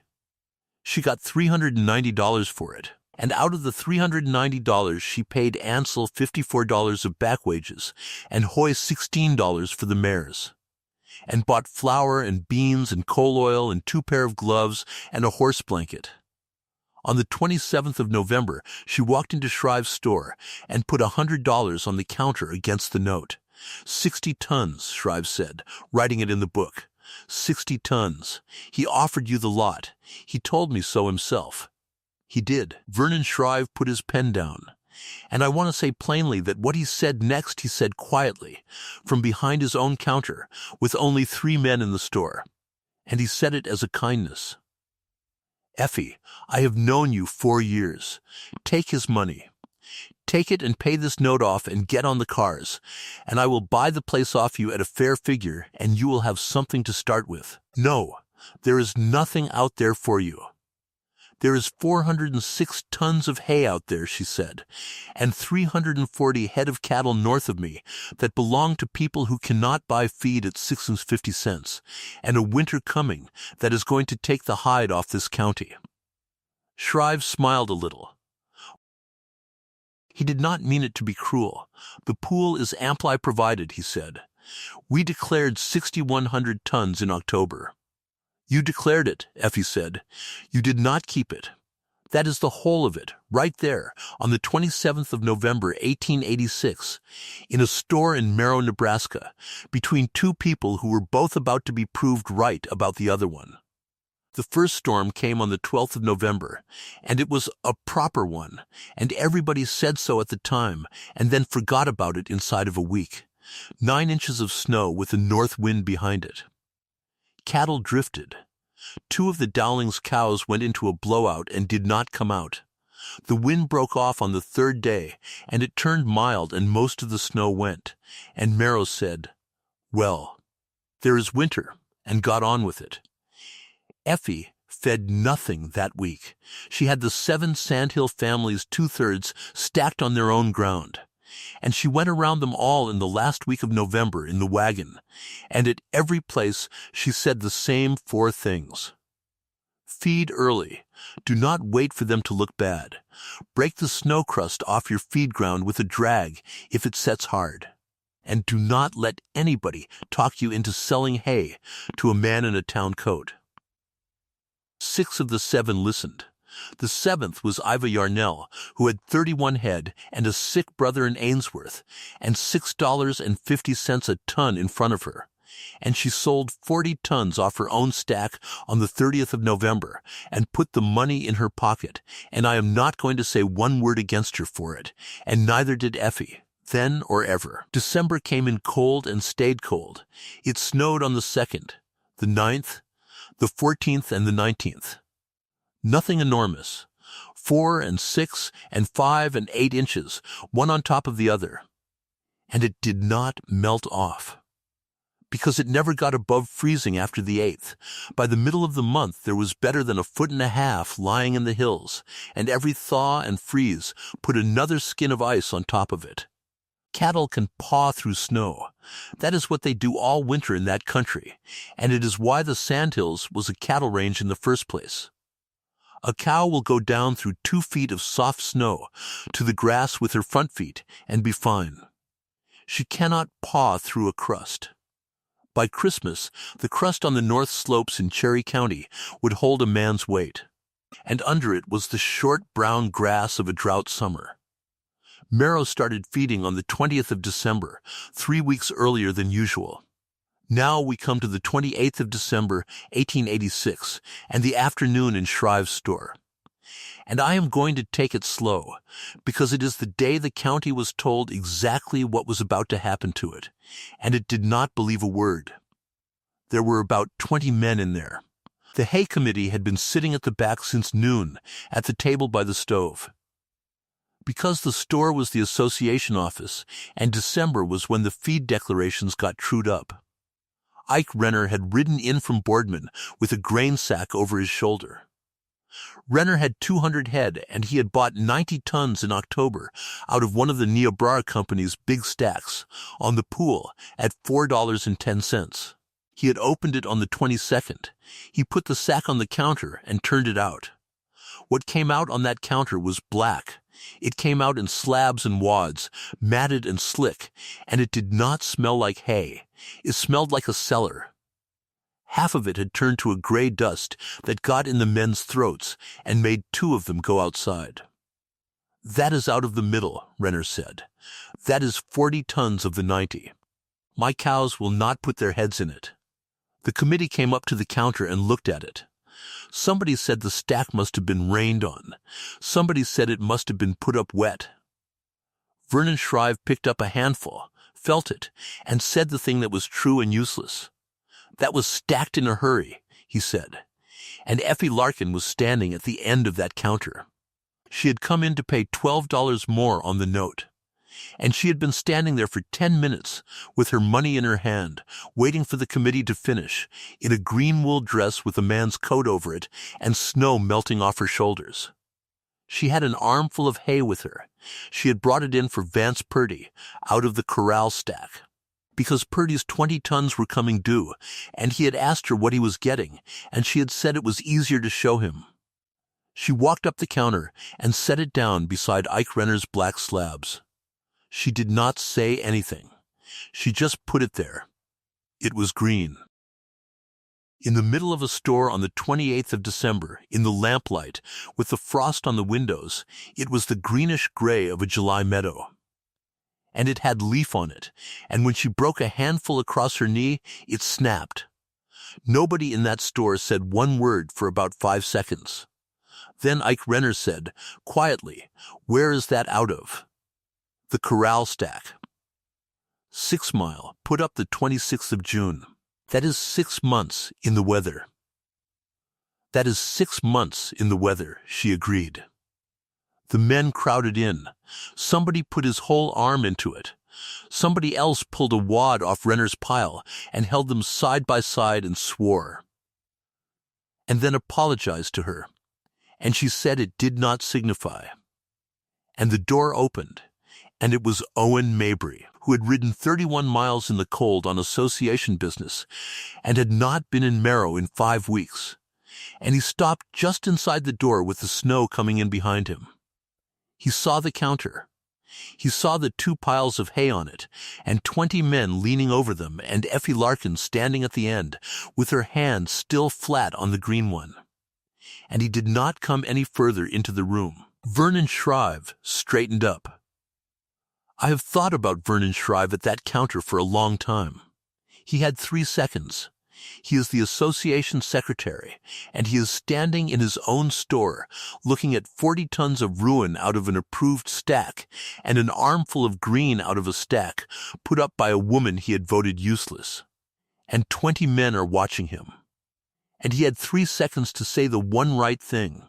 He said, "This is not a question of quality, gentlemen. It is a question of hands." And that was that. The men stood back off the counter. A couple of them looked at the floor. Ike Renner started putting his black hay back in the sack. Effie Larkin picked up her armful of green hay, put her $12 on the counter, and said, "That is 12 on the note. Mr. Shrive, would you write it in the book, please?" He wrote it in the book. She went out past Owen Mabry in the doorway, and neither one of them said anything, and she walked to her wagon in the dark with the hay under her arm. She had $100 to find by the 1st of March, and 406 tons of hay nobody could buy. It was the 28th of December, 1886. The storm came 12 days later. It started on the 9th of January, 1887, at about 4 in the afternoon. It came out of the northwest. There was no warning worth the name. The morning had been mild and gray and still, and men were out in shirt sleeves at noon, and Ansel Beek had the barn door propped open. Then the sky went the color of dirty water. The wind hit 6 Mile at about 4. Effie was at the corral stack pitching feed onto a rack. She said later that she heard it before she felt it, and that what she heard was the meadow. The temperature fell better than 40 degrees in 6 hours. Then the snow came. And it was not snow the way you think of snow. It was fine and dry and hard as sand, and the wind drove it sideways at 50 miles an hour, and it did not fall. It traveled. You could not see the corral from the house. You could not see your own hand past the wrist. Men who went out that night for 30 yards of firewood died 30 yards from their own doors, all over Nebraska and Dakota and Montana that week. It blew for 3 days. Effie got Dan and Bird and Nell and Sugar into the shed before dark on the 9th, and she got a rope from the shed door to the house door. And she and Ansel and Hoy sat in that shack for 3 days and fed the stove and did not go past the rope. 3 days in 2 rooms. I want to give you those 3 days, because everybody skips them, and they are the part that tells you who these people were. The stove could not keep up. The wind came through the north wall in a sheet. They hung a quilt over it, and it moved all night like something breathing. They melted snow for the horses, bucket after bucket. Snow is mostly air. It takes a washtub of it to make an inch of water. Ansel wanted to go to the shed on the first night. Effie would not let him. "It is 40 feet, he said. "It is 40 feet you cannot see. They will want water. They will want you more." On the second morning she went herself, hand over hand on the rope, and she was gone 20 minutes, and Hoy Twombly said afterward that those were the longest 20 minutes of his life. She came back with ice in her eyebrows. "They are fine," she said. "Nell has kicked the partition down. Put the coffee on." They played cards. They ran out of things to say by the middle of the second day. Hoy told about a freight run to Deadwood in 1878 and told it twice. On the third night the wind changed pitch. Effie sat up. "That is it," she said. "It is going off. You cannot know that. It has been one note for 2 days. Listen to it." They listened. It had 2 notes. On the morning of the 12th it broke off. The sun came out. It was 28 below zero. And Cherry County, Nebraska went outside and looked at what had happened to it. Go outside with them on the morning of the 12th. The light is wrong. That is the first thing.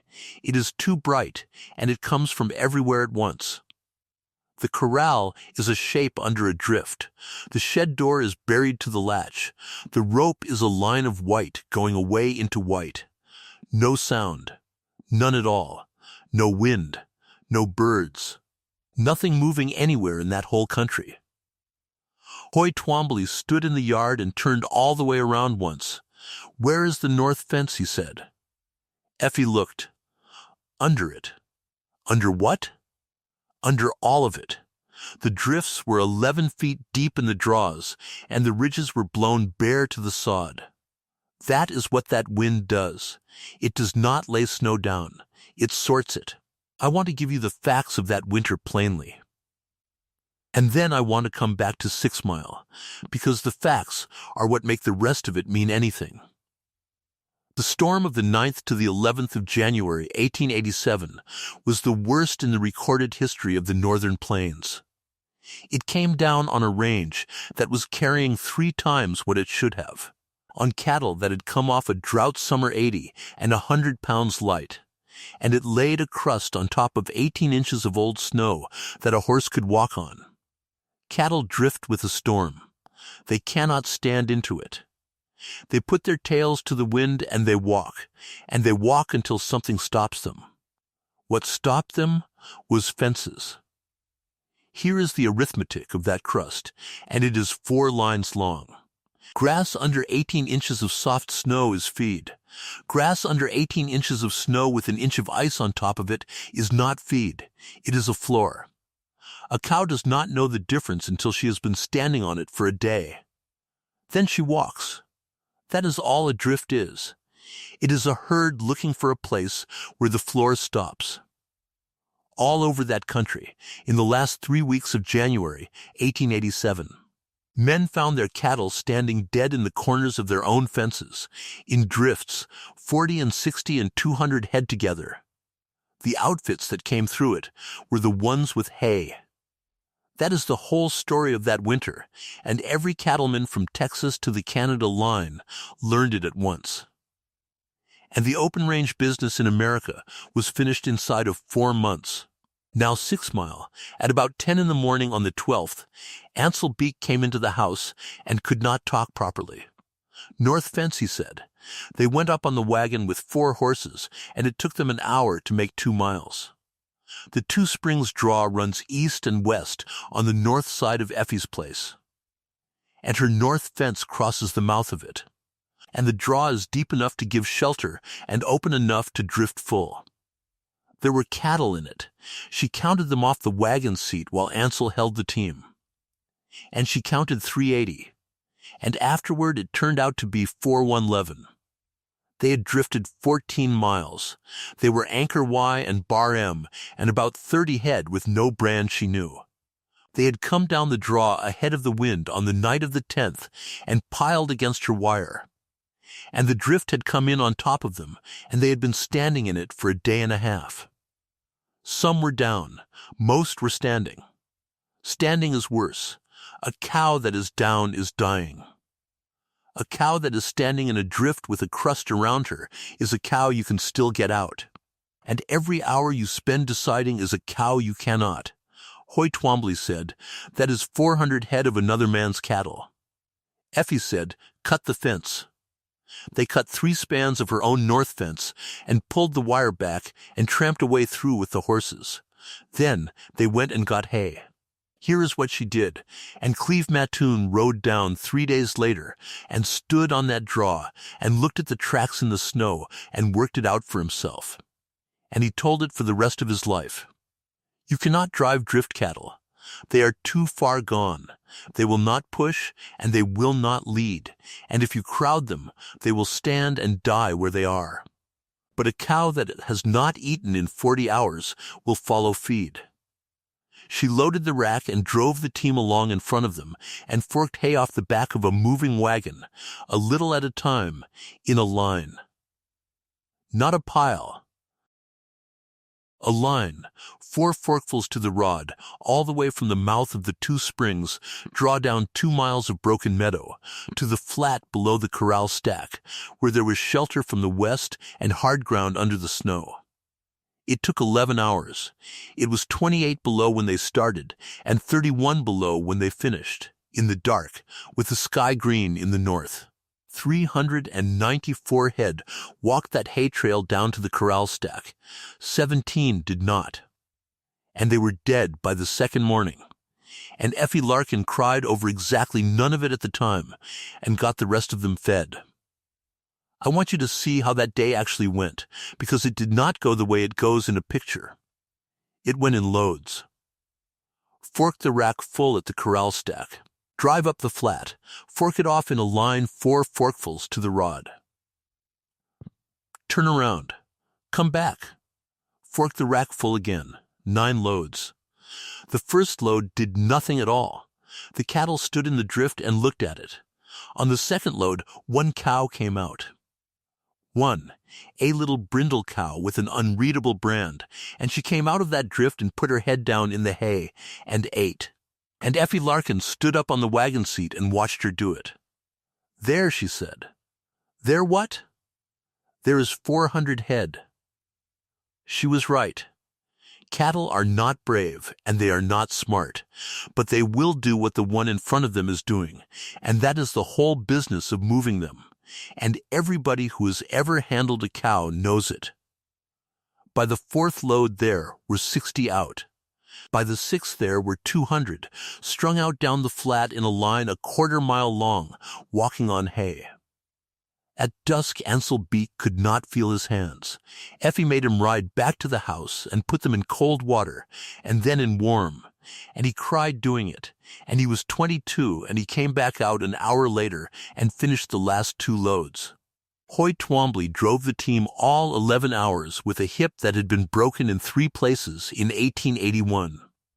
Nobody in Cherry County paid those 2 men 1 cent for that day. Then she fed them for 24 days. 400 head. Somebody else's cattle, on her ground eating her hay, at 20 pounds a head a day.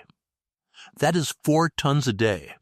That is 96 tons of hay out of her stacks, into cattle belonging to men who were legally forbidden to buy so much as a pound from her.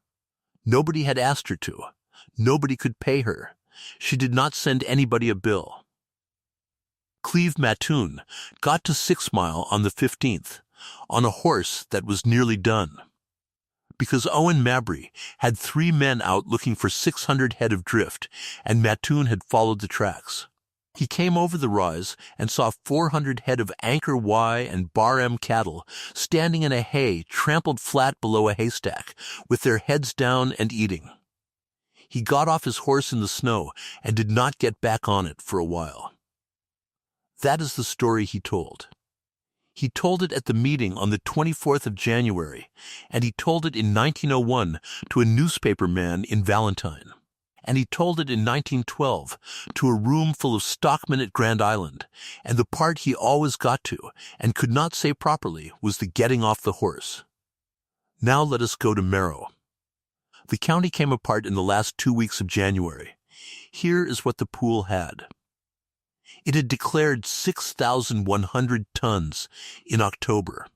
It had shipped east, or sold to Judson Fitch for shipping east, somewhere near 200 tons of that between the 25th of October and the 5th of December.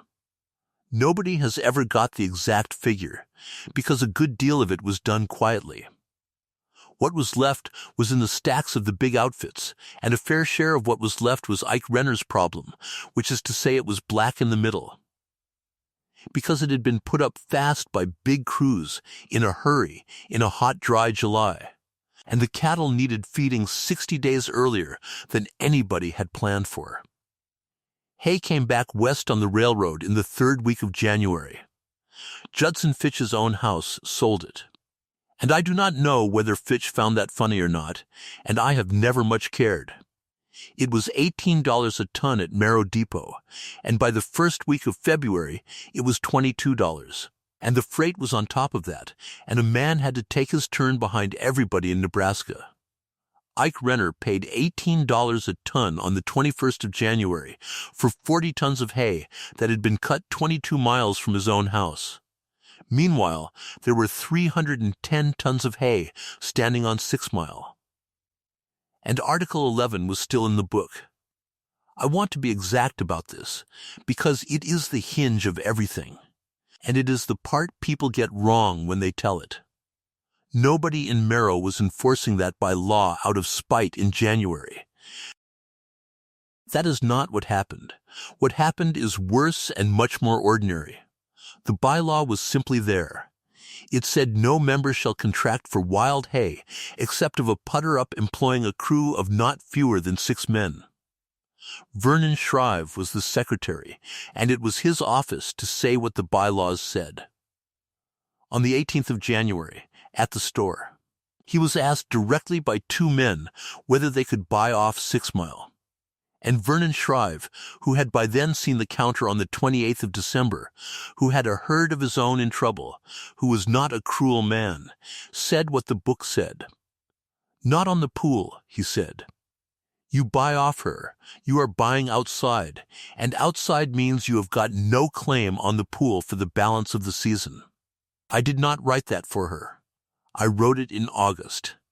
It is a by-law, not a grudge.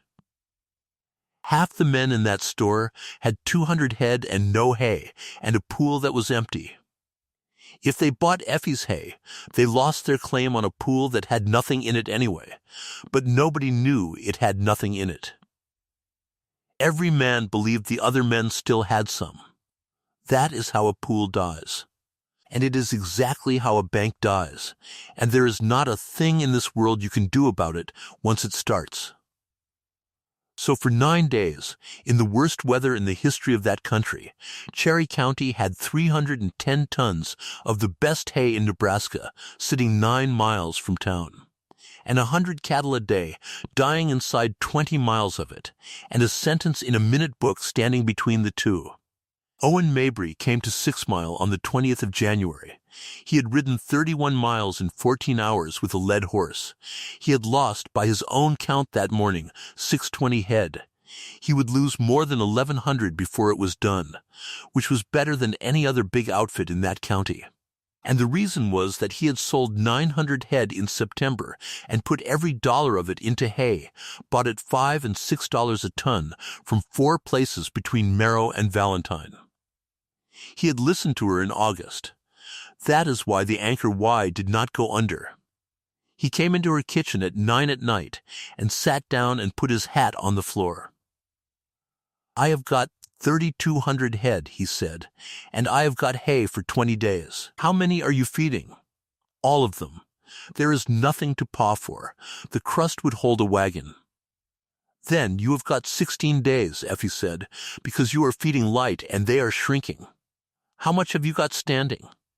310 tons, and 400 head of other people's cattle in my flat, eating 4 tons a day of it. Mine among them. About 200 of them are yours, she said. Owen Mabry looked at his hands for a while. "I will give you $12 a ton for 200 tons, he said. $4. Effie, $4, she said. It was $4 in July when nobody wanted it. It is $4 now. That is $1,600 you are throwing on the fire. You know what hay is at the depot. I know exactly what hay is at the depot. Then take $12 and let me feel like less of a thief." And she said, "You are not a thief. You are a man in a bad winter, and there are 40 more like you. And if I take $12 off you, I have got to take $18 off the Dowlings, because the day I have got 2 prices I am a hay contractor, and there is one of those in this county already." Mabry sat there. "Then let me make up the difference," he said. "Privately. Nobody will know. I will pay you $4 in front of the county, and the balance out of my own pocket in March, and there is not a soul on this earth. No, that is refusal number 4. And it is the one she paid the most for, and it is the one that finished the argument in Cherry County for good. I will tell you what you can do," she said. "You can go home and get every wagon and rack you have got, and you can send them down here empty, and I will fill them, and you will pay me $4 a ton on the 1st of March, like a man buying hay." The bylaw. I know about the bylaw. If I buy 200 tons off you, I am out of the pool and I am out of the shipping rate, and I have got 3,200 head to move in September.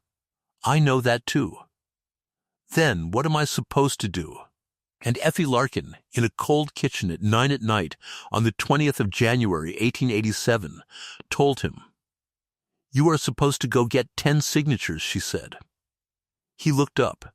"In August you asked me to let you get them, and I said no, because it would have cost Rutherford Spears $67 and his standing, and it would have been me spending him to save myself.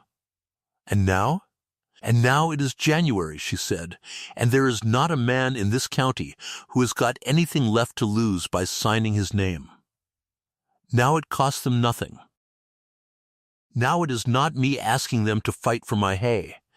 Now they are fighting for their own cattle, and they can look at it and count it, and every one of them will do the arithmetic in his own kitchen and come to it by himself." She got up and put wood in the stove. "That is why I would not let you do it in August," she said. "Not because I am proud.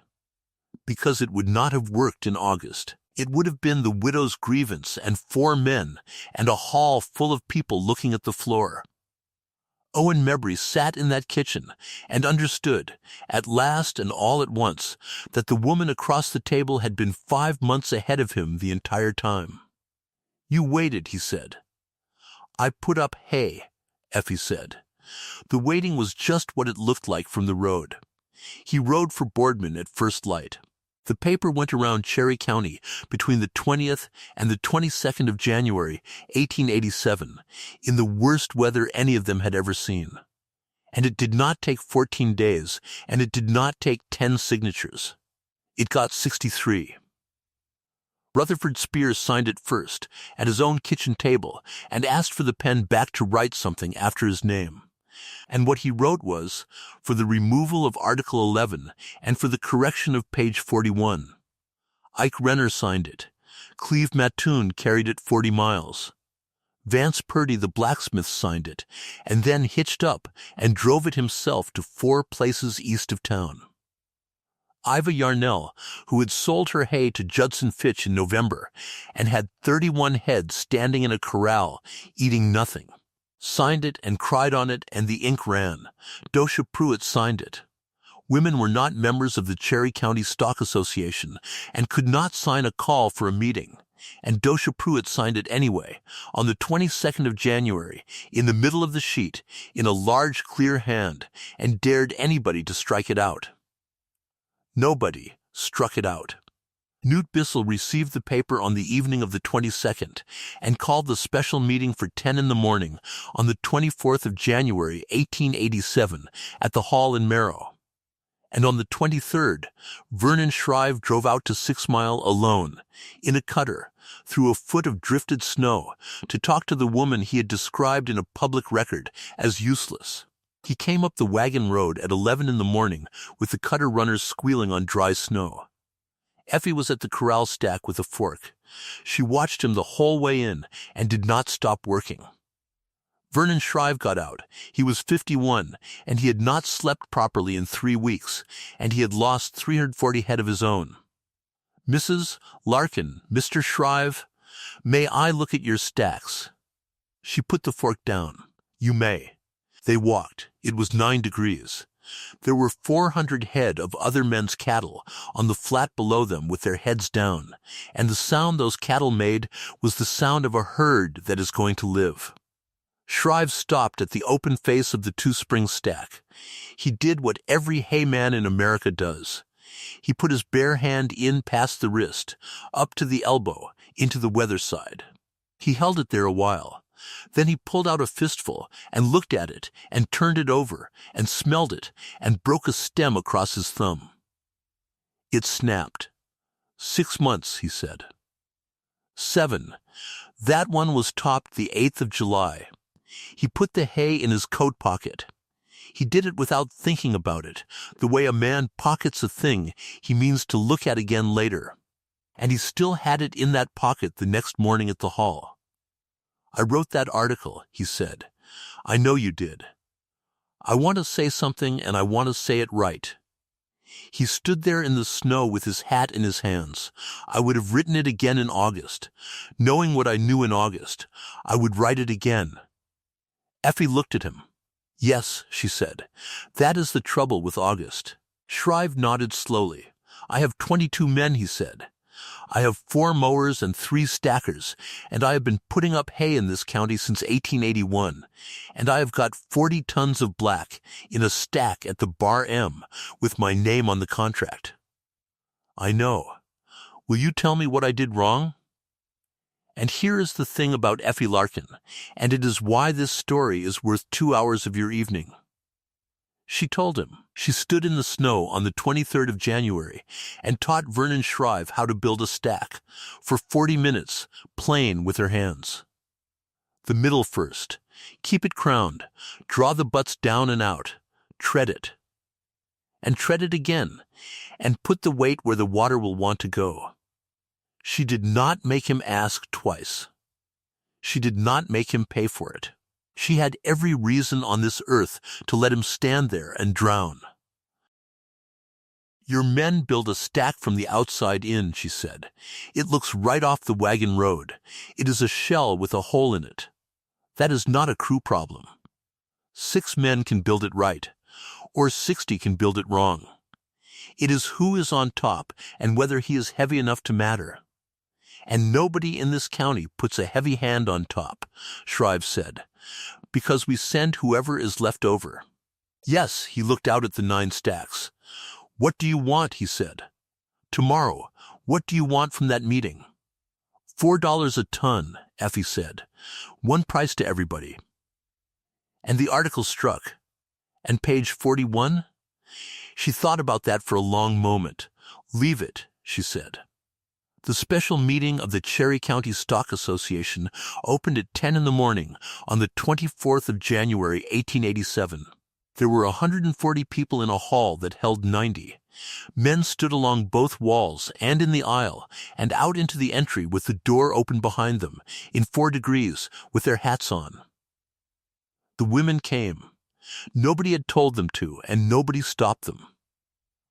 Dosa Pruitt sat in the front row on the aisle in a black coat. Effie Larkin stood at the back by the door, in a man's canvas coat over the green dress, with snow melting in her hair. She had come in on the wagon, and she had a load of hay on it, because she was going on to the Spear place afterward, and there was no sense in an empty trip. Newt Bissell opened the minute book on the table at the front. Owen Mabry stood up. "Mr. Secretary, I move to strike Article 11. "Second," said Ike Renner, before anybody had drawn a breath. Vernon Shrive, as secretary, read the article out loud, because that was the form. He read it in a flat voice to a room that had voted it in 6 minutes in August, with 40 men present. No member shall contract for wild hay, nor declare wild hay to the winter pool, except of a putter up, employing a crew of not fewer than 6 men. Then he said, "The motion is open." And Owen Mabry did the thing that Cherry County talked about for 50 years. He went out to the entry and came back with a grain sack in one hand and an armful of hay in the other, and he walked up the aisle through the standing men, and he laid them both on the association's table on top of the minute book. He turned the sack out first. Black, slick matted in slabs. It came out and spread on that table, and the smell went through the front 3 rows, and a woman put a handkerchief to her face.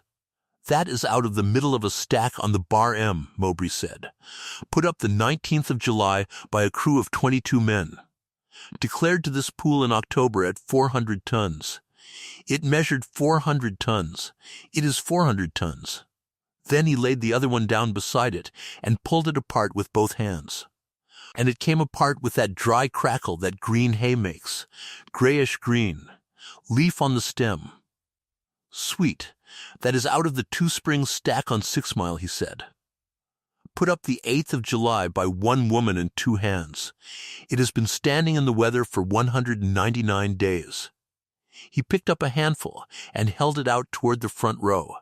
"Somebody smell it." Rutherford Spear took it. Then Ada Yarnell took it.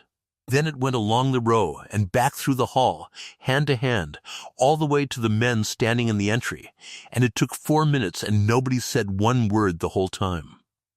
Mowbray stood at that table until it came back to him.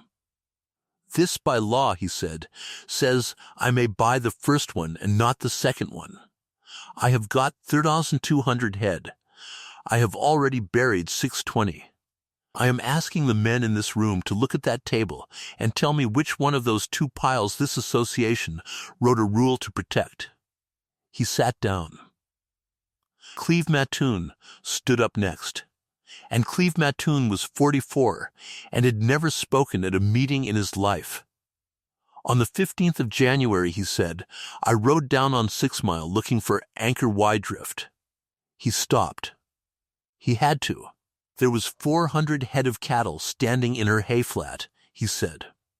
Eating, there was Anchor Y and Bar M, and 30 head of no brand I ever saw. She cut her own fence to get them out of the 2 Springs draw, and she trailed them down 2 miles on hay off a moving wagon at 28 below, and she fed them 24 days, and she never sent one man a bill or a word. Somebody in the back said, "How much hay is that?" 96 tons, Mattoon said. At $18 a ton at the depot, that is $1,728. She could not have sold us a pound of it legally, and she fed it to our cattle anyway. He sat down. Then Dosia Pruitt stood up. And a woman standing up in that hall was not a thing anybody had a rule about, because it had never happened. "I raised that subscription," she said. The room went absolutely still. "I read out 34 names in this hall on the 17th of April, and I asked her to leave the county. I have thought about it every day since the 12th of January. She was shaking. In September I drove out there and told her nobody could buy her hay, and she said to me, "Newt, write this down, I want it in the book." Newt Bissell said, "Ma'am, say it slow." She said, "I did not put it up to sell it. I put it up because it is going to be needed." Dosha Pruitt sat down and put her hands over her face. Then Vernon Shrive stood up behind the secretary's table. He was the man who had written Article 11. He was the man who had said the word in April. He had $25 on that subscription list, more than anybody. And he held the note on Sixmal, and he had a store full of accounts he was never going to collect, and 340 of his own cattle were dead. "I wrote this article," he said. "I moved it on the 3rd of August. I have enforced it since, and I enforced it in this county in the 3rd week of January, when men came to me and asked, and I told them the book said no." He looked at the table with the 2 piles of hay on it. "I was not being cruel, and I was not being careful. I was being certain," he said. "There is no difference between those 2 things from the outside, and I would like the book to say I said so." Then he turned to Bissell. "Record that the secretary moves to strike his own article." They voted at 20 minutes past 11. It carried. Not one hand went up against it. Every hand in that hall went up for it. 140 people in a room built for 90, and men out in the entry with the door open put their hands up in 4 degrees. I want to tell you the truth about that vote, because Effie Larkin told the truth about it to Hoy Twombly that night in her own kitchen. She said, "It is easy to be right in January." That is what she said. Unanimity in a hall in January over a rule that was killing everybody's cattle is the cheapest thing there is. 31 men had voted the other way in August in 6 minutes, and 27 of them were in that room. And every one of them had just voted to strike it. She never once threw that in anybody's face. Not that day, and not for the rest of her life. But she knew what it was worth, and she said so once, in her own house, to a man with a bad hip, and I am going to put it in this story, because she earned the right to it. Then Newt Bissell asked his question. He was 24 years old, and he was holding a pen, and he had written both of the sentences that this whole story turns on. "Mr. Chairman," he said, "there is the matter of the entry on page 41. The hall did not know what he was talking about. Half of them had never seen the inside of that book. So he read it. Subscription raised by the ladies for the removal of Mrs. E. Larkin to Iowa, she being useless upon her place and likely to become a charge upon the county. $118.50, 34 subscribers." You could hear the stove. Somebody moved to strike it. Somebody else said you could not strike a minute, but you could paste over it, and there was a paper and paste in the drawer, and Ada Yarnell said, "Do it now." And a voice from the back of the hall said, "No." Effie Larkin came up that aisle in a man's canvas coat with snow still in her hair, and 140 people got out of her way, and she stood at the front and put one hand flat on the open minute book. She spoke for about 40 seconds.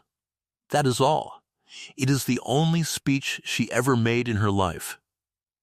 "Leave it in," she said. "Effie, leave it in. It is true that you wrote it. It is true that you meant it. If you paste over it, then in 5 years it will be a story about how this county always knew, and in 20 years it will not have happened at all." She turned the page back with her thumb. "I want it read out at the April meeting," she said, "every year. Before the subscription list, in my hearing while I am alive. And after that in front of whoever is sitting where you are sitting. Not to shame anybody. I have got no use for that, and it does not keep." "Then why?" Vernon Shrive said. And she said the thing that is carved on the marker they put up at the 6 Mile Crossing in 1936, 4 years after she died, and it is 12 words long. So the next one does not have to prove it in January. Nobody said anything for a while. Then Owen Mabry stood up again and said, "Mr. Secretary, one more piece of business. Go ahead.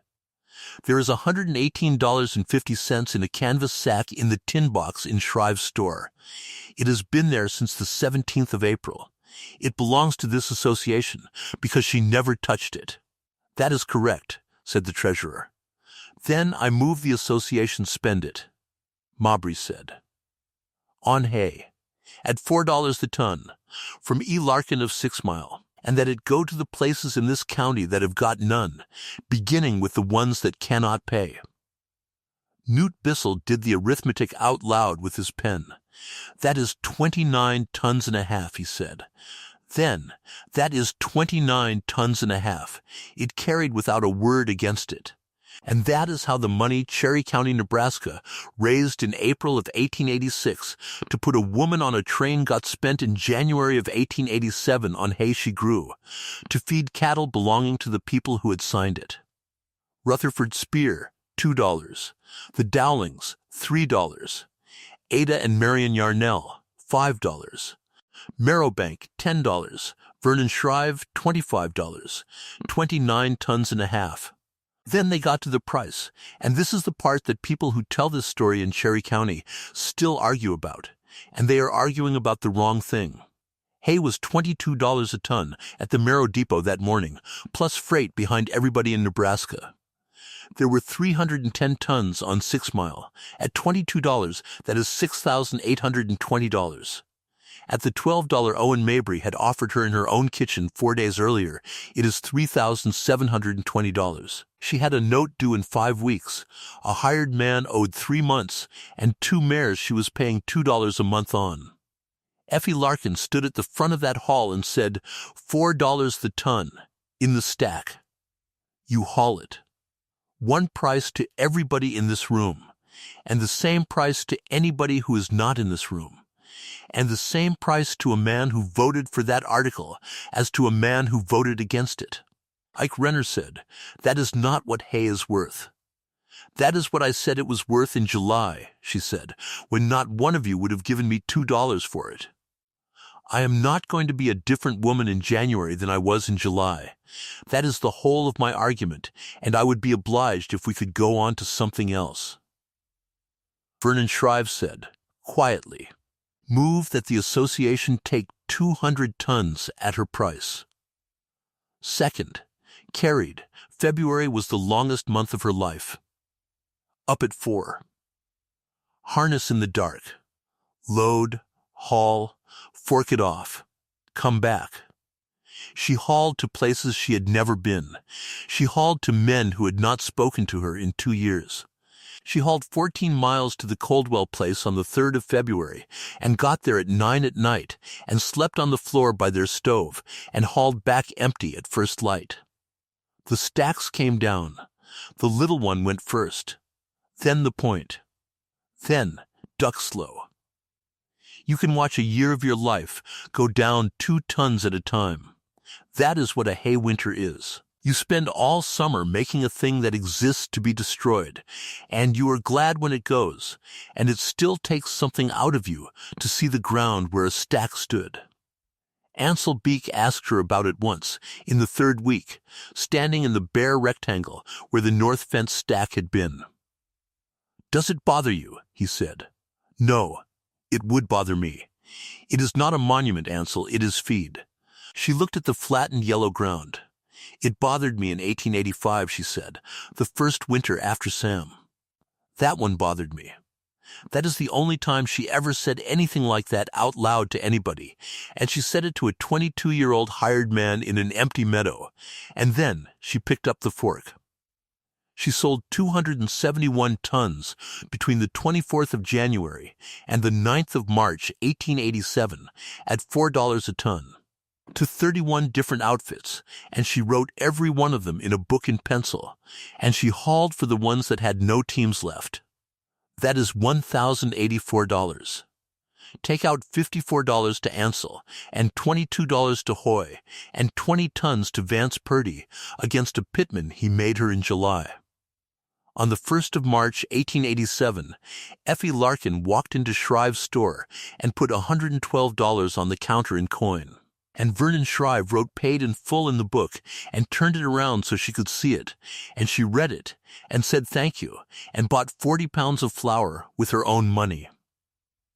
There were 11 men in the store. Not one of them said anything about it. That was the greatest compliment that town ever paid her.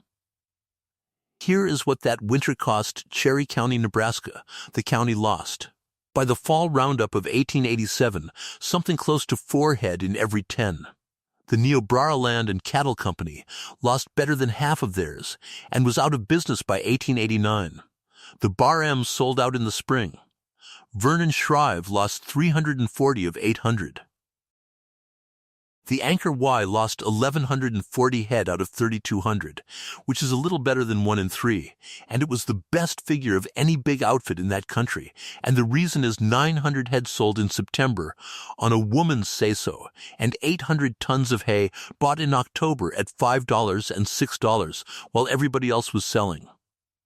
And the 7 Sandhill families north of 6 Mile, the Spears, the Dowlings, the Renners, the Ovitts, the Halfs, the Pettigrews and Iva Yarnell went into that winter with 340 head between them and came out with 321. 19 head out of 340. They were the poorest people in the county. They had no crew, no contractor, no pool worth the name, and no money. What they had was 2/3 of their own meadow in stacks, put up on shares by a woman who took 1/3 and did the walking herself. That number went around the northern plains for 20 years. Cleve Mattoon gave it to a newspaper man in Valentine in 1901, and it was reprinted in Omaha and in Chicago, and there are men in Wyoming who could tell you 19 out of 340 who could not have told you the name of the governor. Now, the last part. The meeting broke up at 12:30, and the hall emptied out into the cold, 140 people at once. And Effie Larkin went to her wagon, because she had a load of hay to get to the Spear place before dark. She was untying Dan when Owen Mebry came out. He came down the steps and across the trampled snow and stopped about 6 feet from the wagon, with better than 100 people coming out of that door behind him, and he took his hat off in 4 degrees and held it. Mrs. Larkin, Misser, Mabry, I have got something to say, and I would rather have said it in a hayfield in July. Say it in a street in January, Effie said. It will keep better. And Owen Mabry said, in front of the entire county, at the top of his ordinary speaking voice, with his hat in his hand, I would like to call at 6 Mile. Not on business. I have got no cattle to place, and no hay to buy, and I will not bring you one thing you did not ask for. I would like to sit in your kitchen on a Sunday and be told what I have got wrong. 140 people heard it. Dosha Pruitt heard it and started crying in the doorway of the hall for the 2nd time that morning. Effie Larkin stood there with the tie rope in her hand. And here is what she said, and I have never been able to decide whether it is the funniest or the saddest sentence in this whole story, and I have come around to thinking it is both. Sunday is fine, she said. Come at 4. And Mr. Mabry, do not bring anything. He did not bring anything. He came every Sunday from the 30th of January, 1887, through the spring, and he sat in that kitchen. And Hoy Twombly sat in the corner the first 6 times as a chaperone, and then got tired of it. They were married in the hall at Merrow on the 11th of September, 1888, which was after the haying and before the shipping, because that is when a hay person gets married. There were 200 people. Dosha Pruitt made the cake. Effie Larkin kept the 6 Mile place in her own name.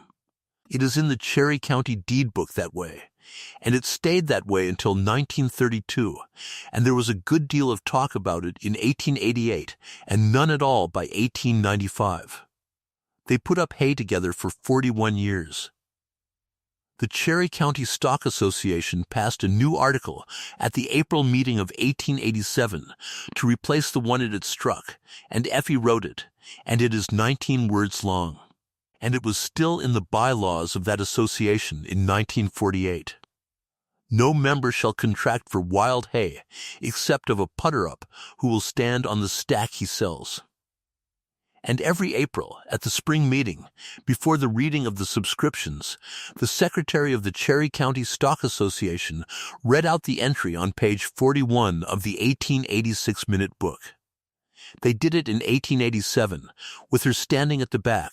They did it in 1901, and in 1917, and in 1932, the April after she died at 75, with her name on the entry and 300 people in the hall.